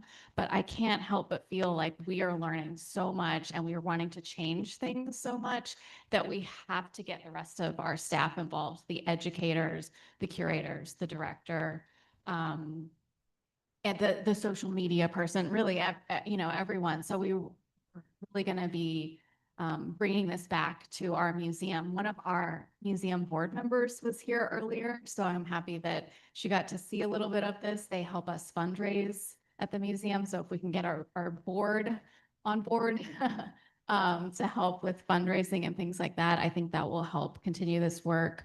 And the other thing I was going to say is I like the idea of a WhatsApp group, or Haley was mentioning a Discord group. I mean, yeah, what do you recommend to keep in touch? I'd love to hear, as you're working on projects, you share what you're working on and we can share what we're working on. So if you have any ideas, we can talk afterwards.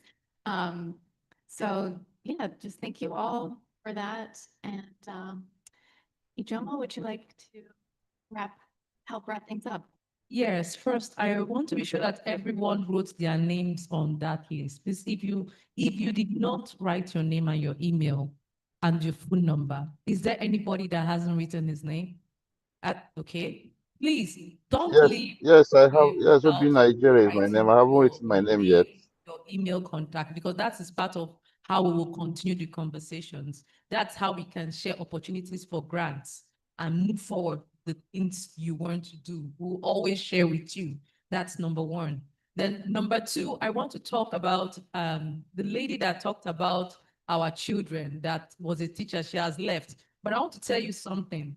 I've never been to Germany, but I speak German. The first time I heard Kamsamida and Korean language was from the mouth of my children. I've never been to Korea. Why? Because they were watching BTS. And myself, when I was a very little girl, because of where my dad was working with Germans, all our stations were German stations.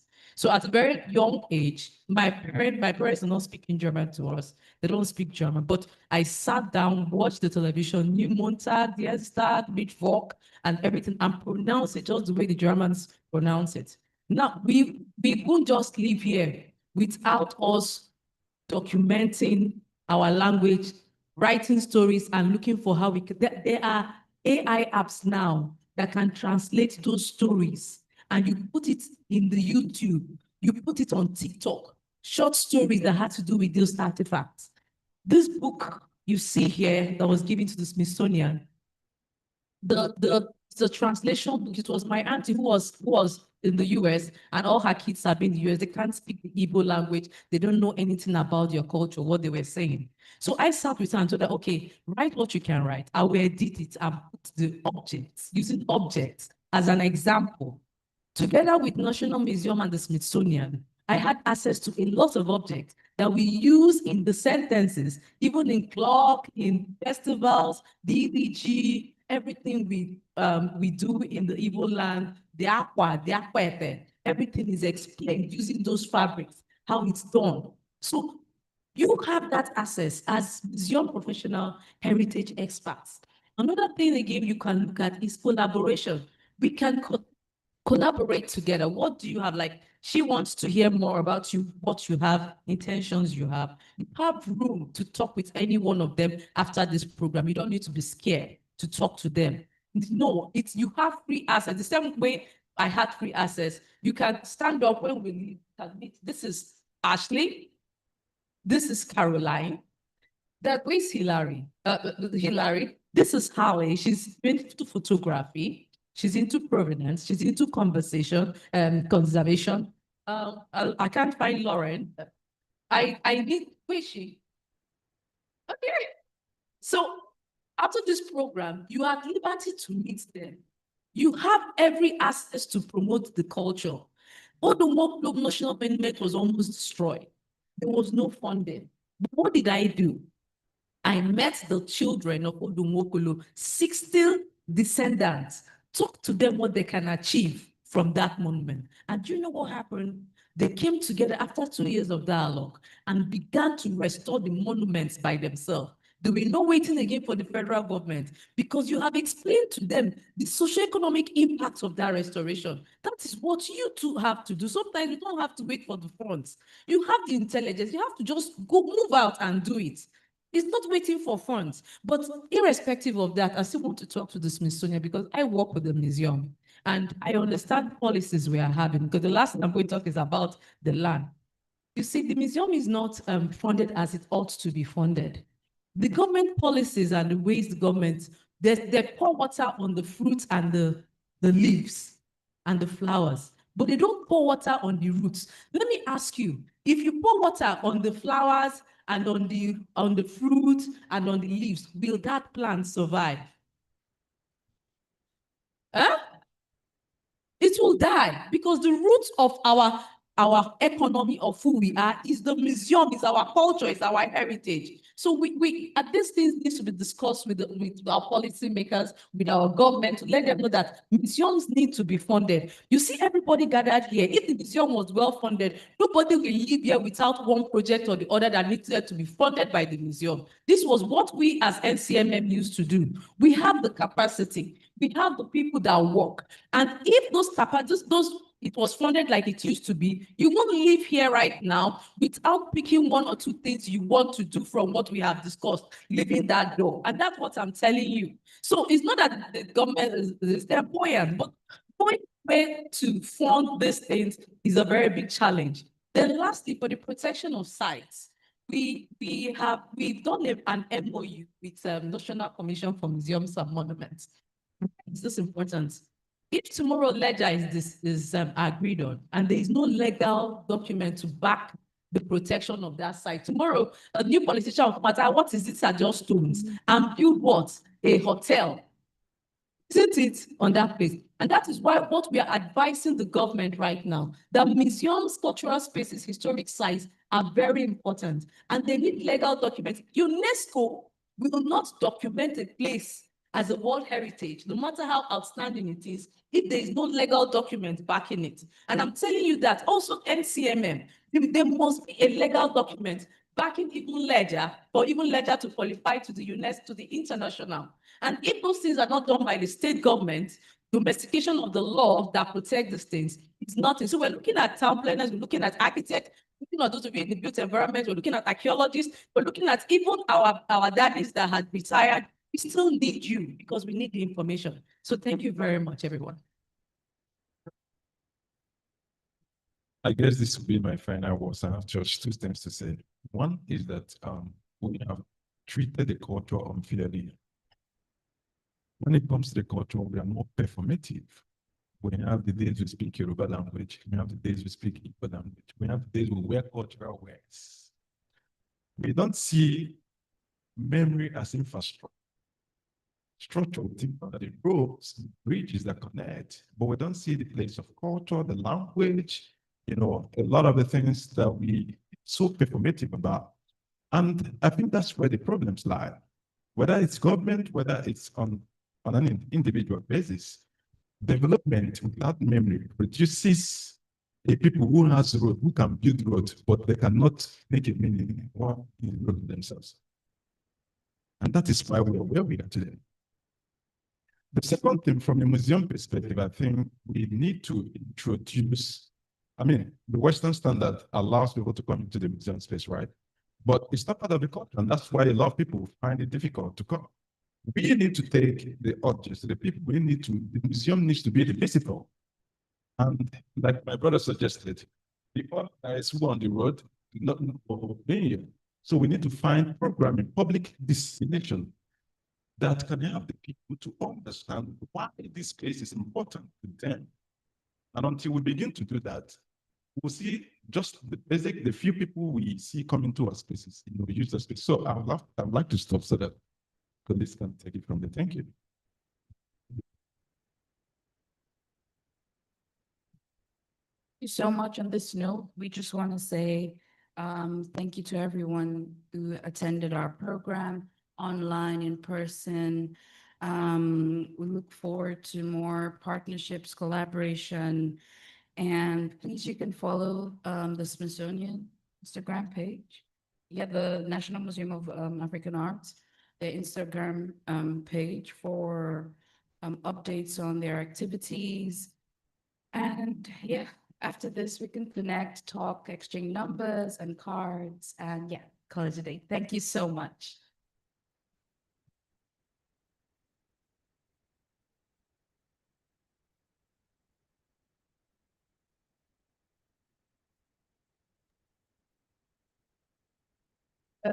Ashley, just a minute.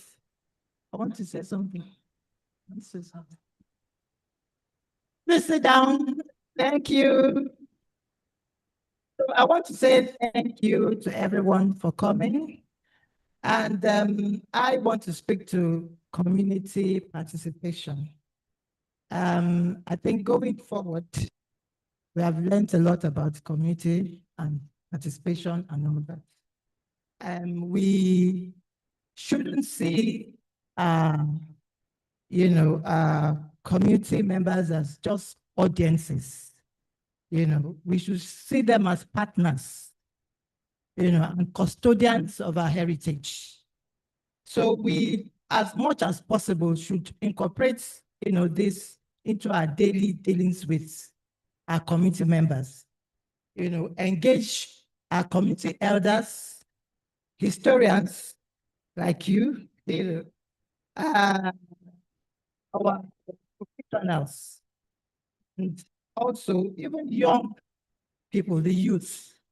We should engage them in interpretation of this, our cultural heritages. We should engage them, in the exhibitions that we do often, and we do that, once in a while and sometimes, often as we can. And I want to also say that the local voices should also be recognized. Ultimately, they are the ones that are owners of this heritage. We should take them as serious as we can so that we'll have the right informations to pass on to our coming generations. So I want to thank everyone for coming, and I've learned a lot, and I'm sure other people here too have learned a lot. I want to say that, like Mr. Mo has said, we should be a continuous, event so that we keep learning. Because as far as I'm concerned, I know quite a lot of us haven't heard of some of the things we've learned today, we've heard today. So I'll say thank you once again for coming, and I wish you a safe trip back to your destinations. Thank you.